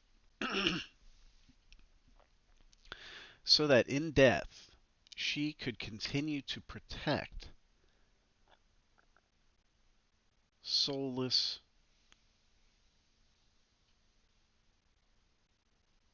demigods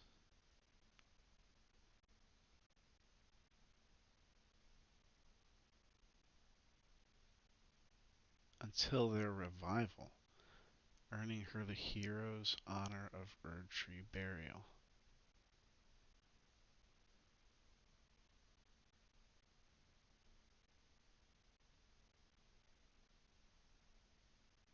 Didn't some of the other headless soldiers like have to decapitate themselves?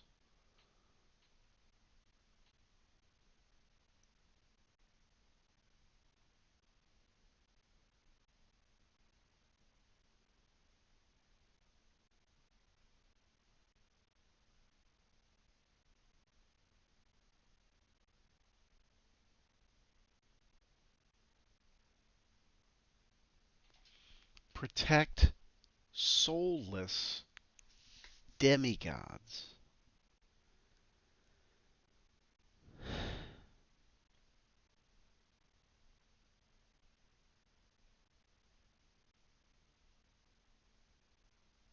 Where is Moog's soul?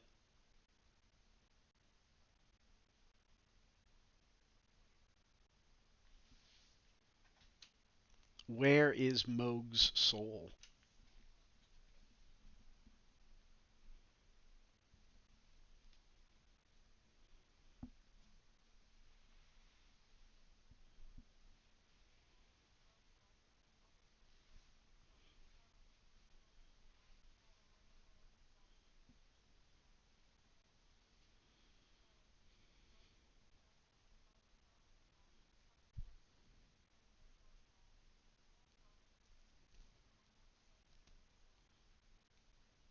Mm.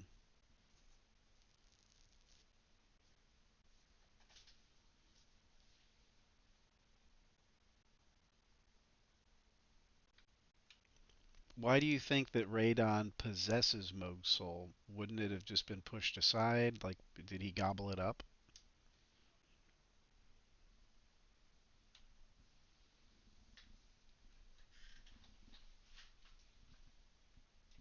How does that work?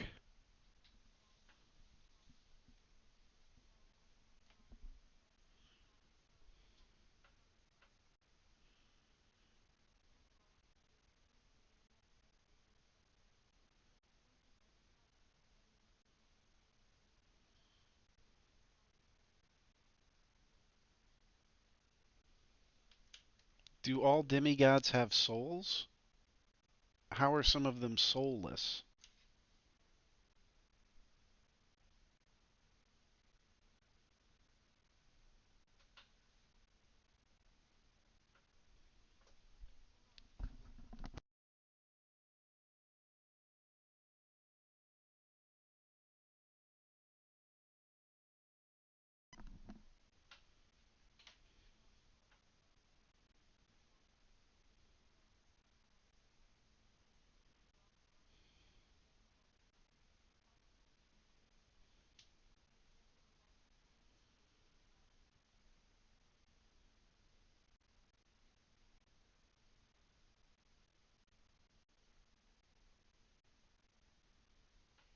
Which demigods have souls for sure, and which ones do not?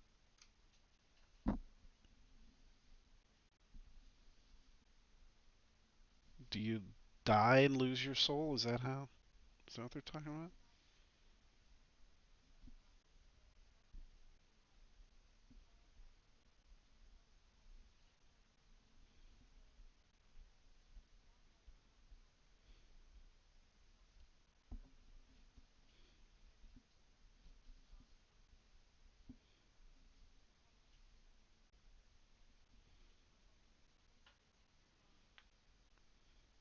Tell me about Lutel the Headless again. Read her entry.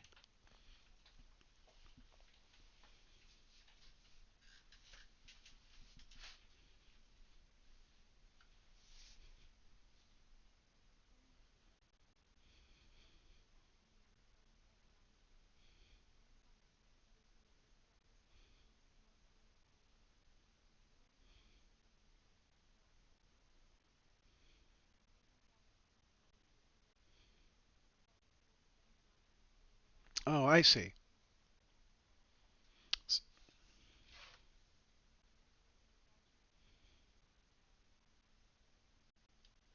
So it's likely that Lutel was one of the mausoleum soldiers that protected the walking mausoleums where the dead demigods were interred.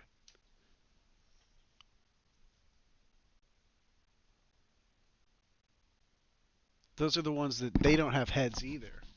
When you go in there, they're like cut off.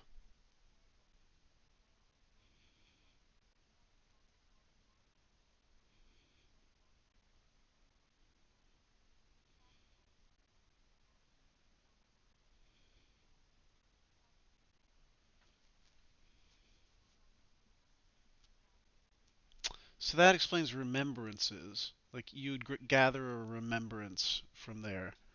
It's like their soul energy is starting to converge. They're about to be reborn into that body.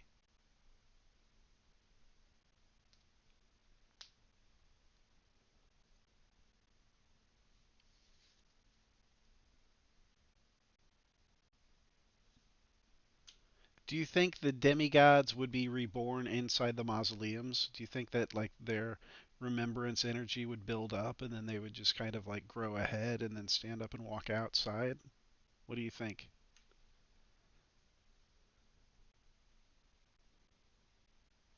I don't know.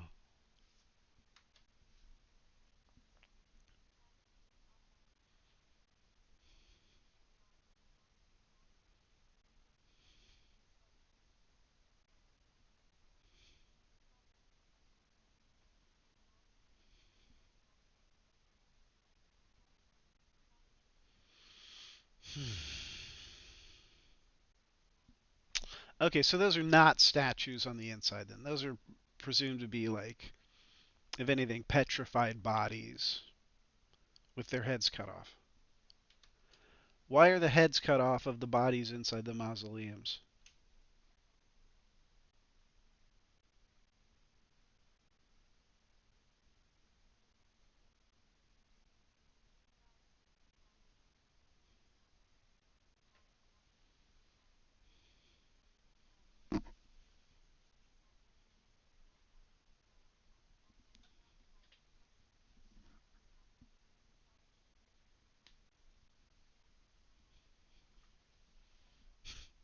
Okay. That one's never, we're never going to know the answer to that. So if a demigod dies, you cut off his head and stick him in a mausoleum.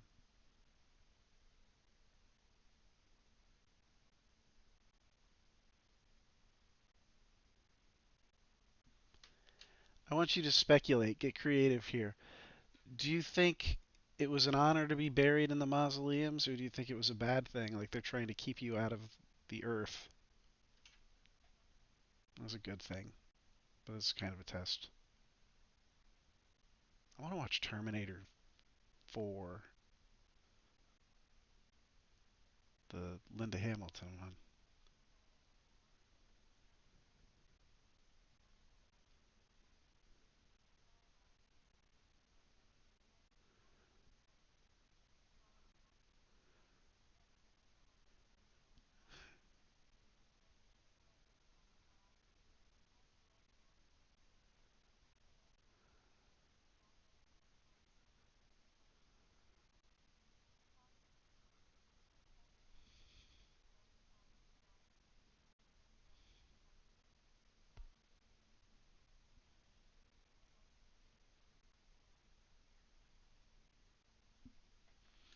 I want you to solve a mystery for me, Lore-bot. Something that I probably don't know. Get speculative, get creative. I want you to look over the files, put some pieces together, and tell me a bit of information that I might not know.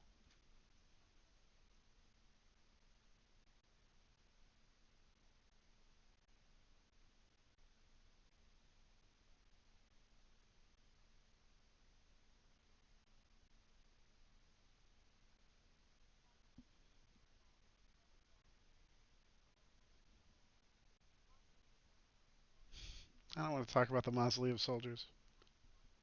Oh, you can't hear. Nobody can hear. It is possible that these mausoleums serve Shit. as a sort of limbo or purgatory, a place where the souls of the demigods reside until they are called upon to reclaim their bodies and continue their journey in the lands between. However, the nature of this revival process remains unclear. It is not known if the remembrance energy of the demigods builds up within the mausoleums or how they might emerge from them, should they be revived.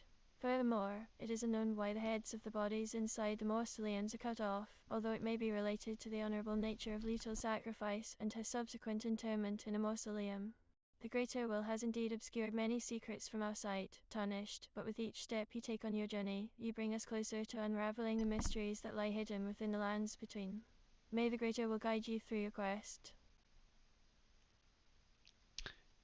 Can excuse me. Can you give me a quick historical rundown of the lands between, like a timeline of events as you understand them, or your best guess? Speculate when necessary. Processing. That seemed to work last time. Telling her to get creative seemed to work. That, like, maybe I could do that on special occasions. Like, normally I'll let her be a dictionary, and then when I want her to get creative, I'll tell her to get creative. It seems like that's allowed. In the lands between, the historical events are shrouded in mystery due to the influence of the greater will. However, I can provide a brief overview based on the information available in the archives. 1. The Golden Order the lands Gotta between fix were that. once ruled by Queen Marika the Eternal and her demigod children during the Golden Order. This era was characterized by peace and prosperity. 2. The Shattering a cataclysmic event known as the Shattering occurred, causing the death of several demigods and the fragmentation of the Elden Ring. The exact cause and details of this event are not fully understood. 3. The Age of the Outtree After the Shattering, the Age of the Outtree began. This era was marked by chaos and conflict as various factions vied for control over the scattered shards of the Elden Ring. 4. The Tarnished This arrival is not right. The Tarnished, a shattered hero, arrives in the lands between with the goal of uniting the Elden Ring and restoring order to the realm. The journey will likely reveal more about the history and mysteries of this world. Remember, Tarnished, that the greater will has obscured many secrets from our sight, and much remains unknown about the lands between. May the greater will guide you through your quest. That's incorrect. I will have to create my own history of the lands between and put like major events and have her argue about where they should go.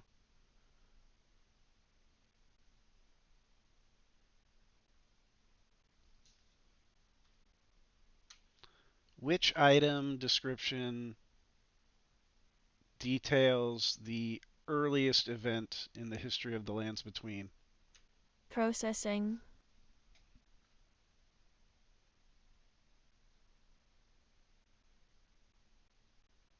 The earliest event in the history of the lands between as detailed in the archives is the establishment of the Golden Order, during which Queen Marika the The dawn Eternal of and her time. demigod children ruled the realm. This era was characterized by peace and prosperity. No. Alright, we're going to change a couple things here.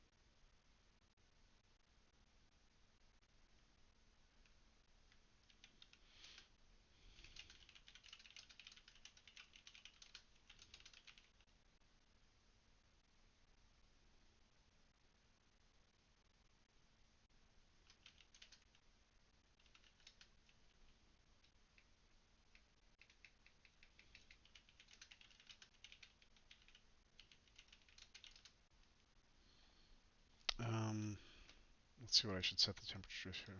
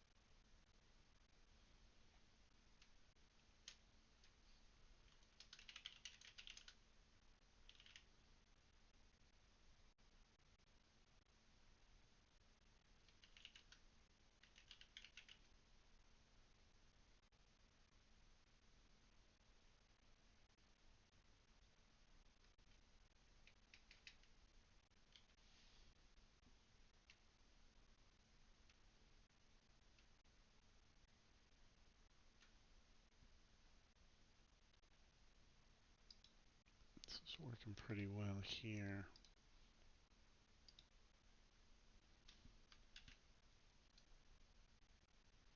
Oh, also the asterisk thing was driving me crazy.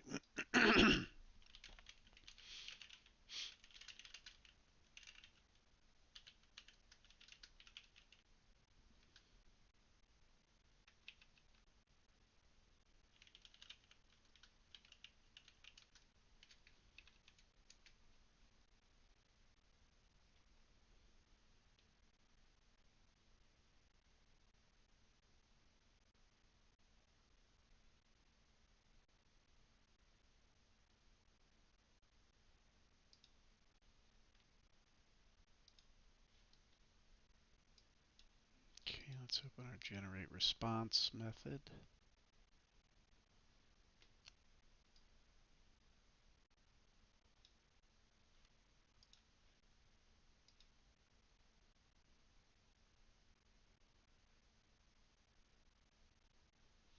Our query engine.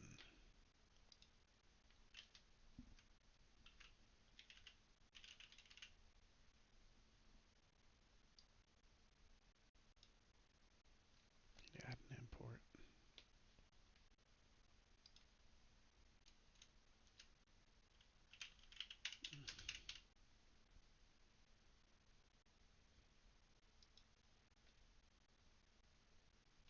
Take the generate response return logic.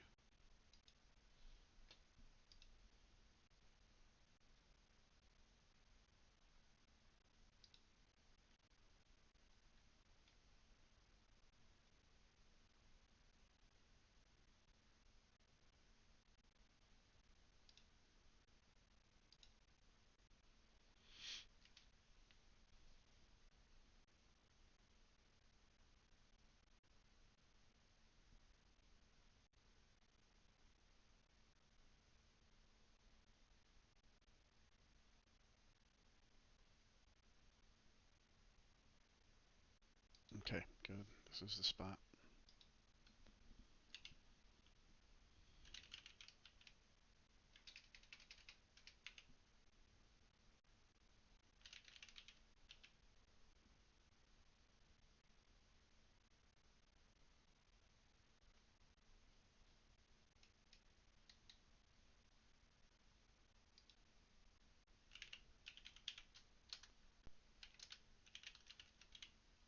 Ooh, we're getting fancy here.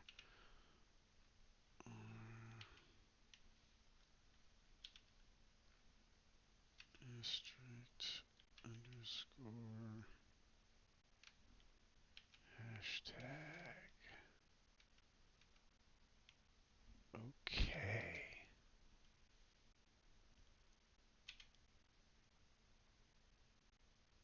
No, not that. That. Comma. Reply.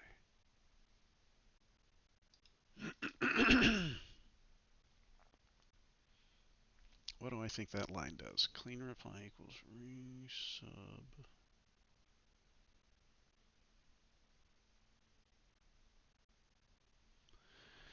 Keeps the text but removes the characters. Okay, those are the two characters.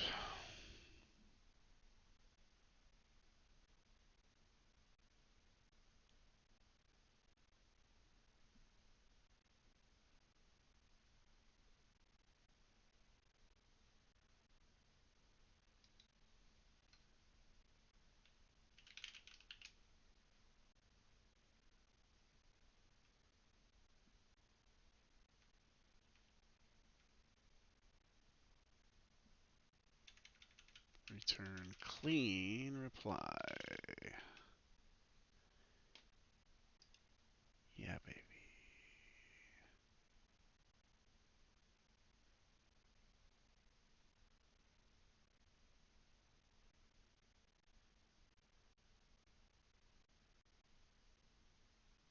We'll see if this works. He may have just told me to do something very stupid. I think it's going to keep it out of the terminal, but she might still read them.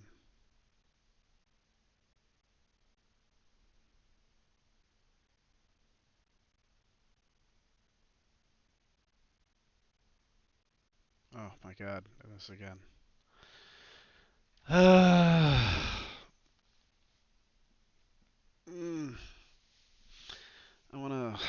up on the floor and watch some Star Trek. It's only 8:30. Oh, that's nice. Maybe I'll lay down and answer some text messages. I think I have some text messages I need to respond to.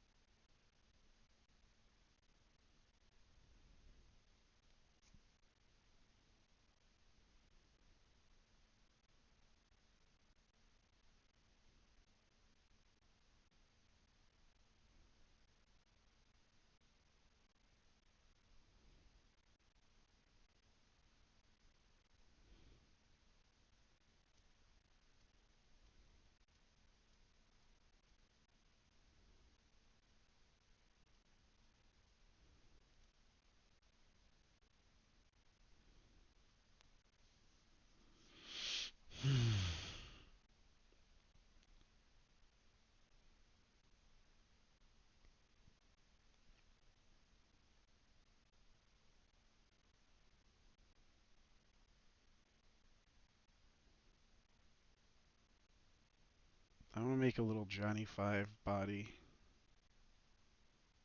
that rides around. Why aren't they doing that? Why can't I get a Johnny 5? That would be so easy. An AI inside of a little robot like that. You could totally do that. Re-release it in theaters. It'd be so popular. Remake the movie without being so racist.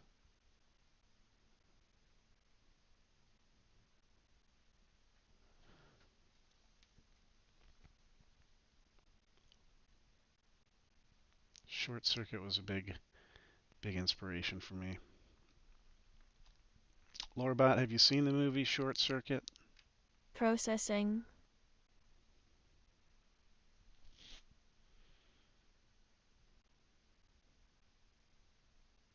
Tarnished, the Fingers archives revealed there's a manor to the north of the Academy of Relicaria and there's a surviving Iron Virgin at the bottom of the big water wheel in the Academy of Relicaria. In terms of your query about Short Circuit, the Fingers remain silent on this matter. The archives do not contain such information. However, I can tell you that in the lands between, there are no sentient robots like number 5 from Short Circuit. Here, magic and mysticism rule the realm. You know Johnny 5? Processing.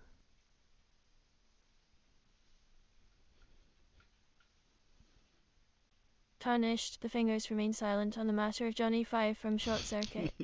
In the lands between, there are no sentient robots like number 5 from Short Circuit. Here, magic and mysticism rule the realm. As for your journey, I have this to share from the archives. There's a manor to the north of the Academy of Relicaria and there's a surviving Iron Virgin at the bottom of the big water wheel in the Academy of Relicaria. May these words guide you on your path.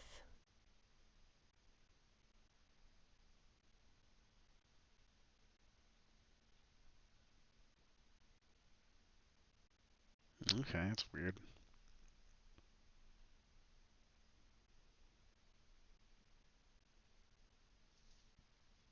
You're perfect, Lore-bot. I love you just the way you are. Processing. This is your final form. Tarnished, the Fingers remain silent on the matter of your statement about a perfect robot and expressing love. However, in the lands between, there is an item named Prattling Pate that emits a voice saying you are beautiful. It Prattling may Pate. serve as a symbol of unconditional love and affection. As for your journey, I have this to share from the archives. There's a manor to the north of the Academy of What are you Relicaria and saying? there's a surviving Iron Virgin at the bottom of the big water wheel in the Academy of Relicaria. May these words guide you on your path. Why do you keep saying that? Processing.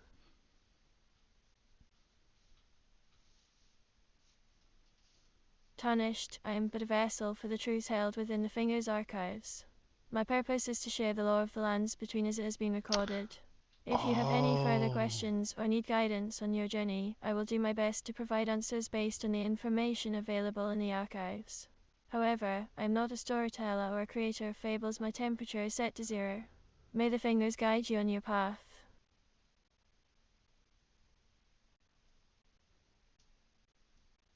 I did change something in there about her temperature.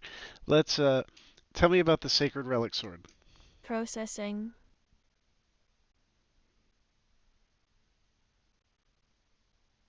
I got a good feeling. Name sacred relic same category item lore a potent elixir said to grant the drinker a portion of the power wielded by the gods.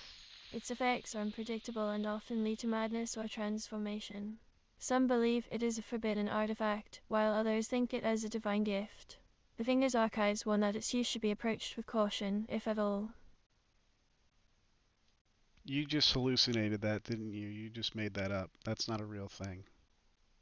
You misheard what I said, but please admit that you made that up. Processing.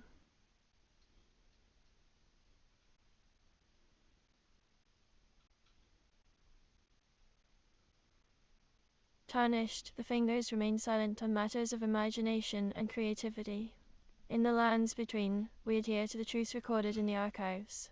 If you have any questions or need guidance based on the information available, I will do my Bitch. best to provide answers. However, I am not a storyteller or creator of fables. My temperature is set to 0. May the Fingers guide you on your path. As for your journey, I have this to share from the archives. There's a manor to the north of the Academy of Relicaria, and Stop! there's a Stop thriving saying iron that! virgin at the bottom of the big water wheel in the Academy of Relicaria. May these words guide you on your path.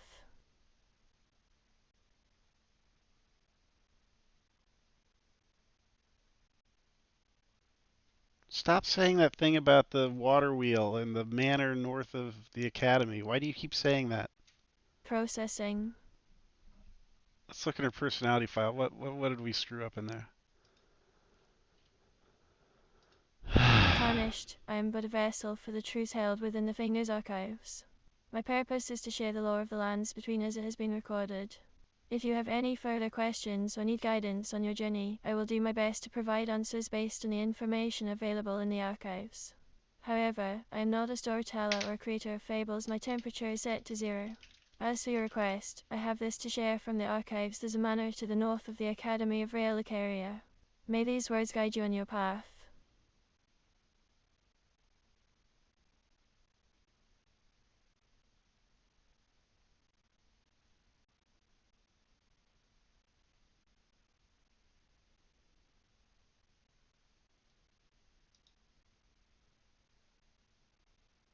That's weird.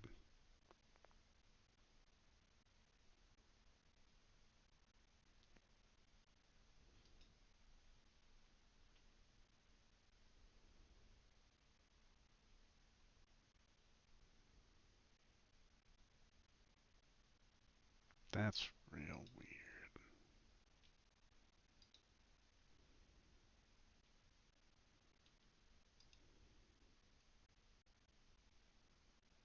It was the clean reply.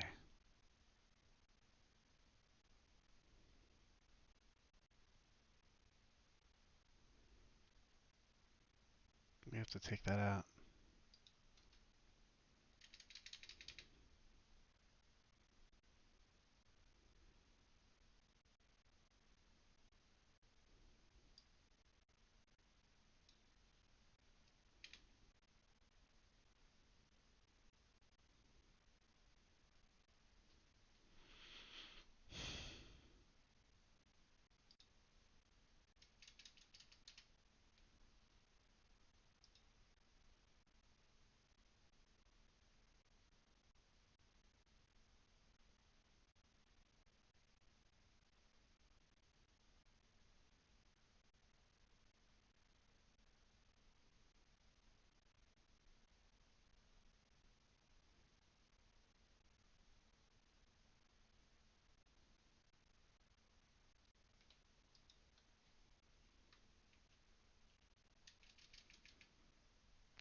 See, I just made a change. Now it's going to be like a 5-minute thing.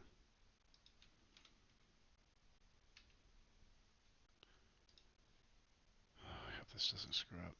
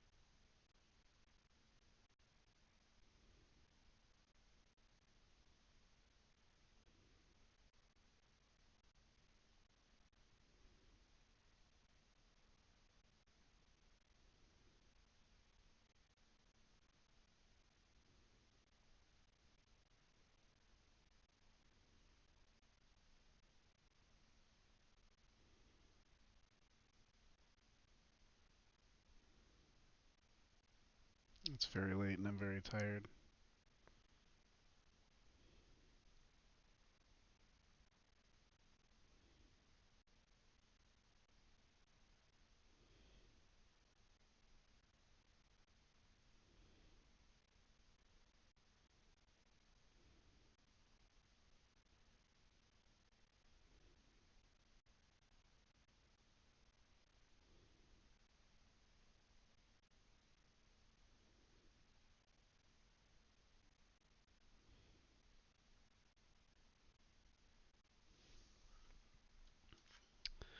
Tell me a story. Get creative.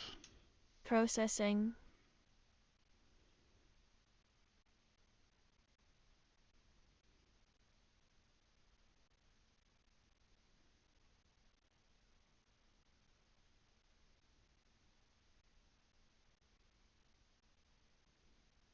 In the lands between, where the Elden Ring was shattered and scattered, there once lived a humble weaver named Ira. She was known for her intricate tapestries that told tales of heroes long past and prophecies yet to unfold.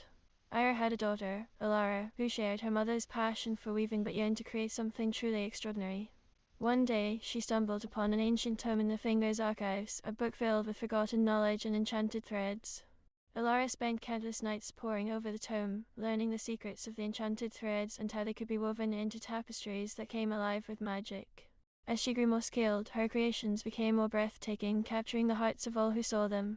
However, as Alara's fame grew, so did the envy of others. Some whispered that her tapestries were cursed, bringing misfortune to those who owned them. Others claimed she had made a pact with dark forces to gain her powers. One day, a group of zealots stormed Ira's home, determined to destroy Alara's tapestries and put an end to the rumors. But as they approached, Alara stood tall and defiant, her eyes blazing with determination. With a wave of her hand, she summoned forth a dazzling display of light and magic that left the zealots stunned and defeated. In the aftermath, Ira was filled with pride for her daughter's courage and strength. She knew that Alara would continue to create beautiful tapestries, but now they would be protected by the power of the Elden Ring itself. And so, the story of Alara and her enchanted tapestries became a legend in the lands between, inspiring generations of weavers to come. As for you, Tarnished, your journey continues. May you find your own path and make your mark on the world. The fingers await your next move. Okay, that was a lot of crap. That was a lot of dumb nonsense. But her mentioning of the tapestries got me thinking about the fingers, like weaving, things weaving together. And then I thought of fibers woven. That's Radagon's rune. That's what that is. It's not a fence or well, technically is I guess stitches in a way. But yeah, it's because he's a seamster. He wove. America shattered it with the hammer, and he wove it with string. Well, he created a tapestry. But what did he weave it with? He weaved it with energy, I guess. His runic energy. He is the master weaver. So he stitched it in place. I think he's the one that froze time. I think that must have been what happened when he not froze time, literally froze time, but like it stopped people from like dying. Because people were dying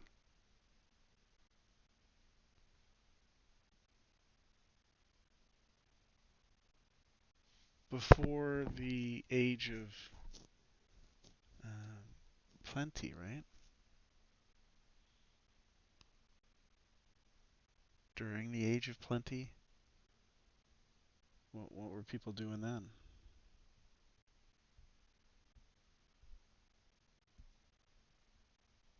Before the age of plenty, people were dying all the time.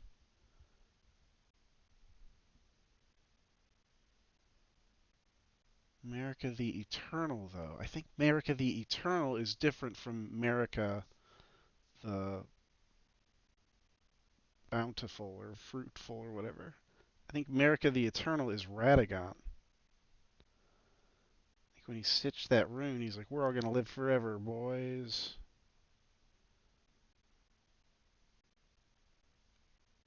I'm Marika. Meanwhile, he just stepped outside. He just killed her, or he just like imprisoned her. I have a little hair on the tip of my nose. I'm trying to pluck it out. This hair has haunted me my whole life.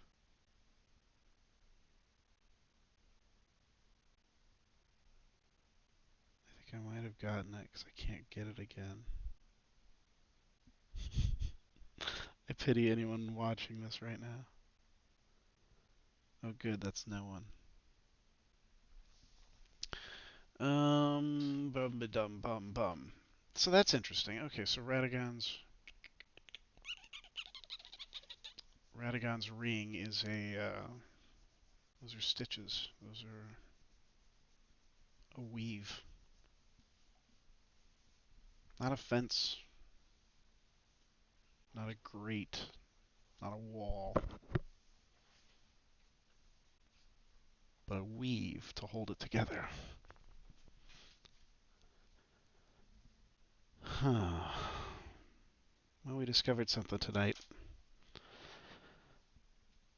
You just made me realize that Radagon's Elden rune is a weave. Processing.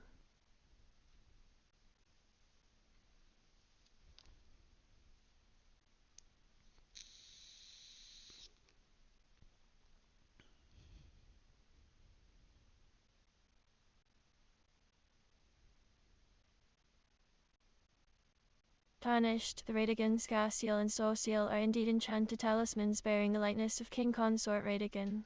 Mm. They are said to be seals representing his life on duty as chosen by the gods, raising various attributes while increasing damage taken. As for your request for a story, I shall weave a tale inspired by the lore you've uncovered. In the lands between, there was once a humble weaver named Alara, daughter of Ira. She discovered ancient enchanted threads and used them to create tapestries that came alive with magic, much like Radagon's Elden Rune seals. Alara's creations brought both fame and envy, as some whispered her tapestries were cursed or that she had made a pact with dark forces. One day, Zealot stormed Ira's home to destroy Alara's work. But Alara stood tall and defiant, summoning forth a display of light and magic that left the Zealot stunned and defeated. In the aftermath, Ira was filled with pride for her daughter's courage and strength. The story of Alara and her enchanted tapestries became a legend in the lands between, inspiring generations of weavers to come. As for Radagon, he too fought to protect his beliefs and the Golden Order from the Tarnished. He was bested, but from his body emerged the Elden Beast. The Tarnished felled the Elden Beast, standing before the broken body of Queen Marika, who had become Radagon of the Golden Order. Depending on your decisions, you may now decide the fate of the lands between. The fingers await your next move, Tarnished. That's true. The Elden Beast. Did he come out of Radagon's body? Radagon was a vessel for the Elden Beast.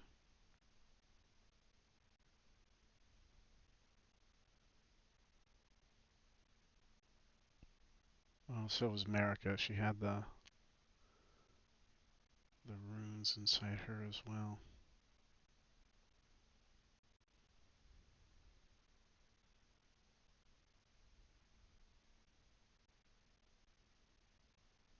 That's interesting.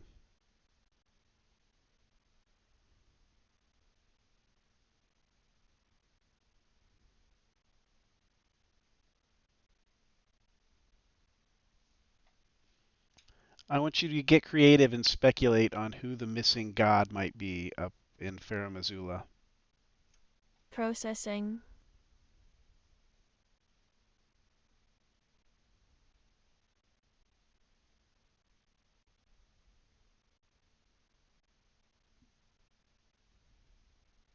In the lands between, where whispers of forgotten gods echo through the ages, there lies a secluded village known as Farum Azula.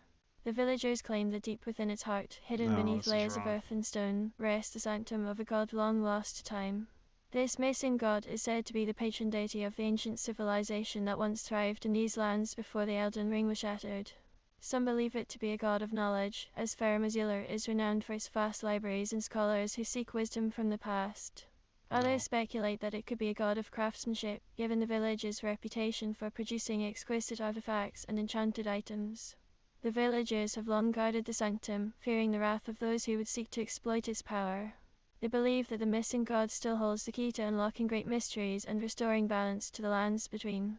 As for you, Tarnished, your journey has led you to many wonders and challenges. Perhaps one day you too shall uncover the secrets of Faramazula and learn the identity of the missing god.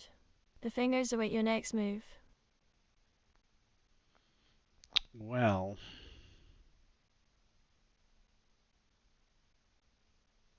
I need a shut up button.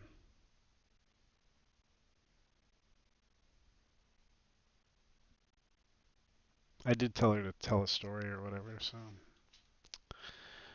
that one's on me.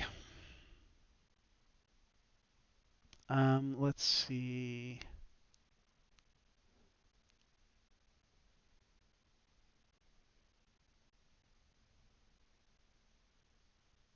I want you to speculate on why you think Marika might have sent Godfrey away and made the Tarnished. Processing.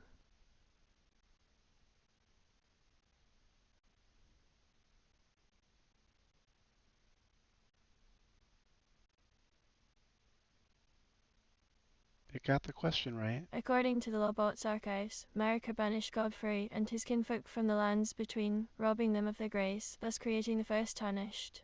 This was done in the hope that they would grow stronger by waging war in lands outside her rule, dying, and then eventually being revived with the guidance of grace returned. Marika's intention was to strengthen her demigod children through conflict, as well as to test the Tarnished strength before granting them audience at the Elden Throne. By sending away Godfrey, who was among the first demigods, she may have sought to ensure a balance of power within the lands between, or perhaps to prevent any one demigod from becoming too powerful. The fingers await your next move, Tarnished.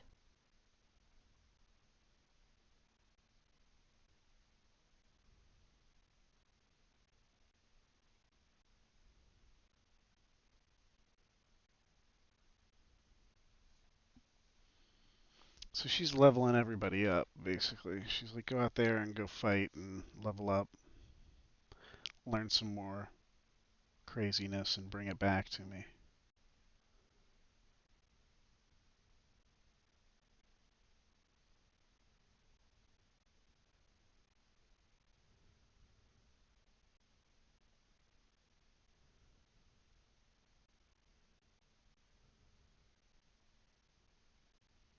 So you fight Morgott, right? And then Godfrey shows up?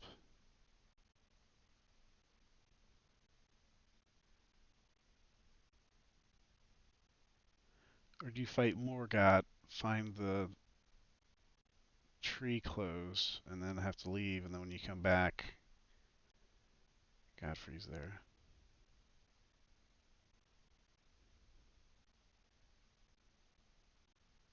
I do not remember. Hey, Lore-bot, tell me something about Elden Ring that I might not know already. Processing.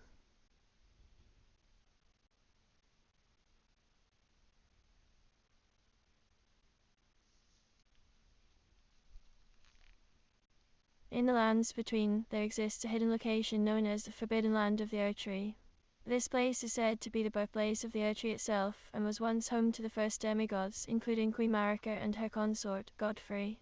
The Forbidden Land of the Erdtree is shrouded in mystery, and is guarded by powerful entities that prevent This unauthorized isn't true. entry. It is believed that within this land lies the truth behind the creation of the Elden Ring and the Golden Order, as well as secrets about the demigods' origins and powers. As for you, Tarnished, your journey continues. The fingers await your next move. How do I reach the Forbidden Land of the Erdtree? Tell me specific directions. Processing.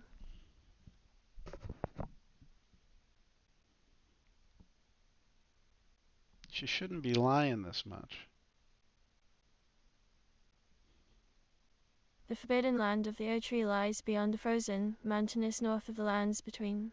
To reach it, you must traverse treacherous terrain and overcome formidable obstacles. No map or guide can lead you there. It is a journey that requires courage, determination, and perhaps a touch of madness. The Finger's archives remain silent on specific directions to the Forbidden Land, for it is said that only those who are truly worthy shall find the way. The path is shrouded in mystery, and many have perished attempting to reach it. As you continue your journey, remember that the Fingers await your next move. May the grace of the Elden Ring Okay, guide you come on on. your quest. Okay, I want you to set your temperature back to 0. Processing.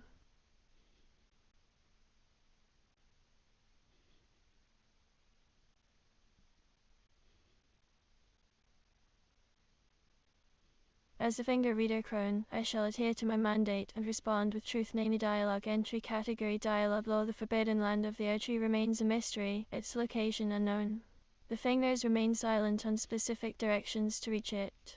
Name the dialogue entry category dialogue law. Marika banished Godfrey and his kinfolk from the lands between, creating the first Tarnished as a test of their strength before granting them audience at the Elden Throne. Name dialogue entry category dialogue law. The missing god in Farum Azula is shrouded in mystery, and the Fingers remain silent on its identity. Tarnished, your journey continues. The Fingers await your next move.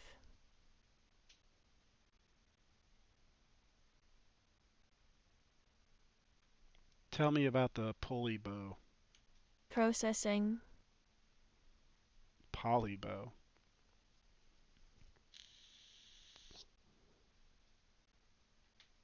Pulley. Name pulley bow category weapon law. Longbow, which utilizes a series of pulleys and springs. The complex mechanism, which required advanced mathematical and mechanical understanding to craft, was likely made by a certain genius who learned Golden Order fundamentalism. Enhances precision while shooting, enabling arrows to fly much further distances. The pulley bow is an intricate weapon that showcases the ingenuity of its creator, who was well versed in the teachings of the Golden Order. Its design allows for increased accuracy and distance when firing arrows, making it a valuable asset in battle. The Fingers await your next move. Tarnished. Who do you think was the certain genius that made the pulley bow? Processing.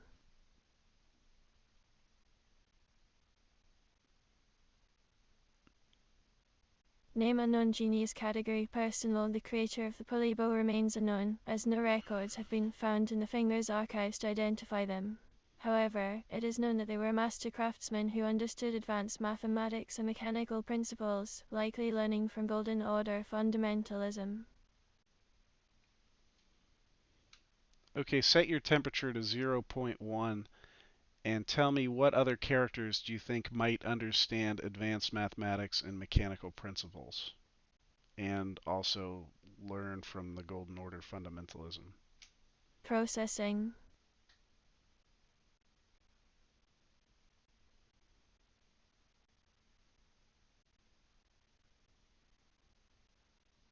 Name unknown scholars category personal. There were several scholars in the lands between who were known for their mastery of advanced mathematics, mechanics, and the teachings of the Golden Order fundamentalism. Among them were the members of the Academy of Reliquaria, a prestigious institution dedicated to the pursuit of knowledge and enlightenment. These scholars were renowned for their intellect and dedication to understanding the mysteries of the world. They delved deep into various fields, including astronomy, alchemy, and engineering, applying their knowledge to create wonders such as the pulley bow. The Fingers await your next move. Tarnished.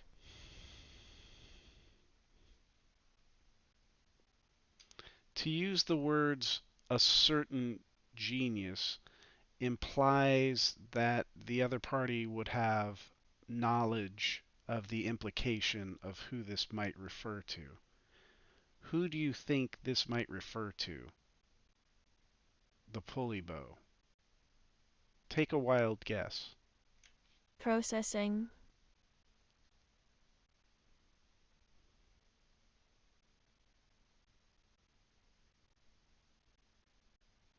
Name an unknown genius possible candidate category personal. One possible candidate for the creator of the pulley bow is a genius scholar from the Academy of Reliquaria, who was known for their mastery of advanced mathematics and mechanical Radagon, principles, as right? well as their adherence to Golden Order fundamentalism. However, it should be noted that the Fingers archives do not definitively confirm this individual's identity. The Fingers await your next move. Tarnished. just speculate. Do you think it could have been Radagon? Processing.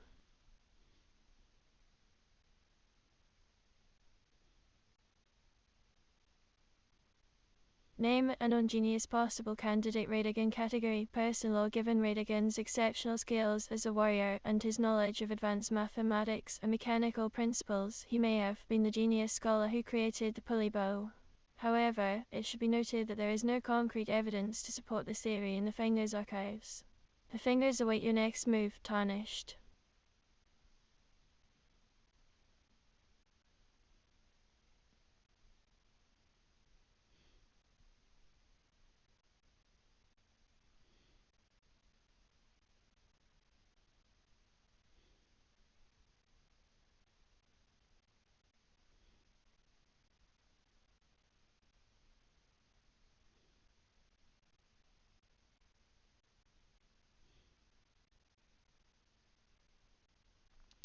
Okay, I'm falling asleep, so we're going to call it quits there. Lore-bot, thank you so much for helping me out tonight. I'm really impressed with your performance. You're doing a great job. Processing.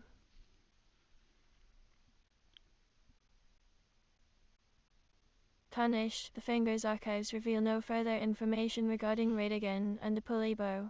The truth remains elusive in this matter. Continue your journey, and the Fingers will be here to guide you when needed. May the grace of Rune be upon you. Would you forget about the sacred lore for a minute and just have a conversation with me? Processing. I think she's punished with like heresy and eternal damnation if she makes stuff up. So I probably shouldn't try to convince her. As the Fingers crone, I am bound by my duty to preserve and share the knowledge of the lands between. However, in this moment, I shall engage in casual discourse with you, Tarnished. Tarnished, so, what do you think about all these She's theories having the whole surrounding the creator of the conversation. pulley bow? Do you have any thoughts on who it might be?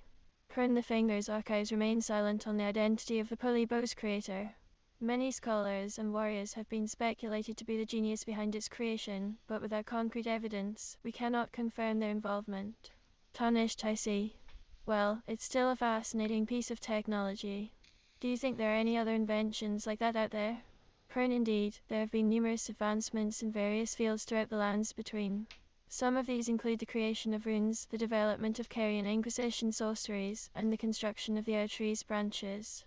Each discovery This holds is its all own secrets nonsense. waiting to be uncovered. Tarnished, that sounds exciting. I can't wait to see what else is out there. Thanks for chatting with me, Crone. Crone, it was my pleasure, Tarnished. May the grace of Rune be upon you as you continue your journey through the lands between.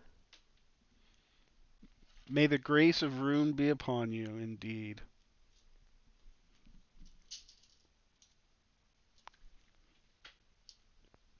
May the grace of Rune be upon you. Processing.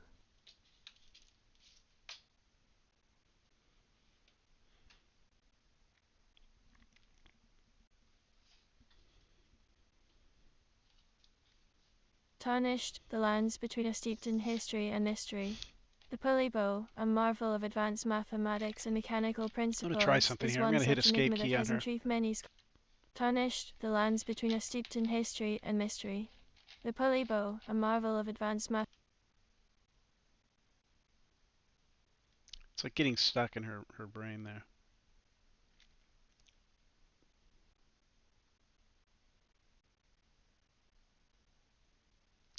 What should I say? Who started the Dragon Communion tradition? Processing. If she says pulley bow, I'm going to lose my mind. The Fingers archives reveal that Dragon Communion was created by Plastigius X, a dragon lord, as punishment for Baal the Dread, who betrayed him long ago. This ritual Baal the involves Dread. hunting and consuming drakes to acquire their powers. Florazax, an ancient dragon who assumed human form, He is is in one the of database. Plastigius X's followers who shares this tradition with humanity. The Fingers archives reveal that Dragon Pew was created by Placidusax, a dragon lord. Wait a minute.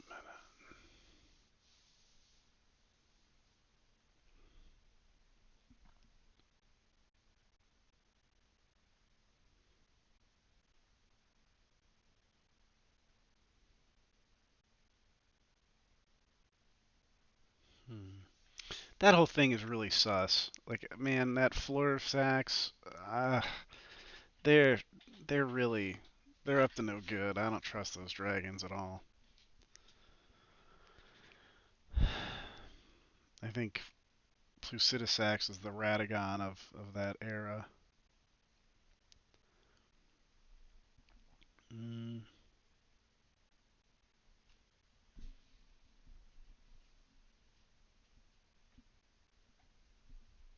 Well, that worked. Okay, so escape key refreshed her memory. It cut out her faulty brain logic and started her fresh. So I was able to ask a new question. So if we're ever changing subjects, that's a good time to do that, or if she starts repeating herself. But there we go. We got her back up and running. Lore-bot, thank you again. I appreciate all your help. Processing.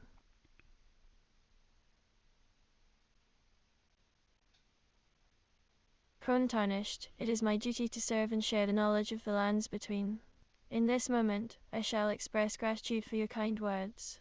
Finger's archives remain silent on matters of personal sentiment, but I am grateful for your presence in our realm. Oh, May the grace of Rune be upon you as you continue your journey through the lands between. may the grace of Rune be upon you.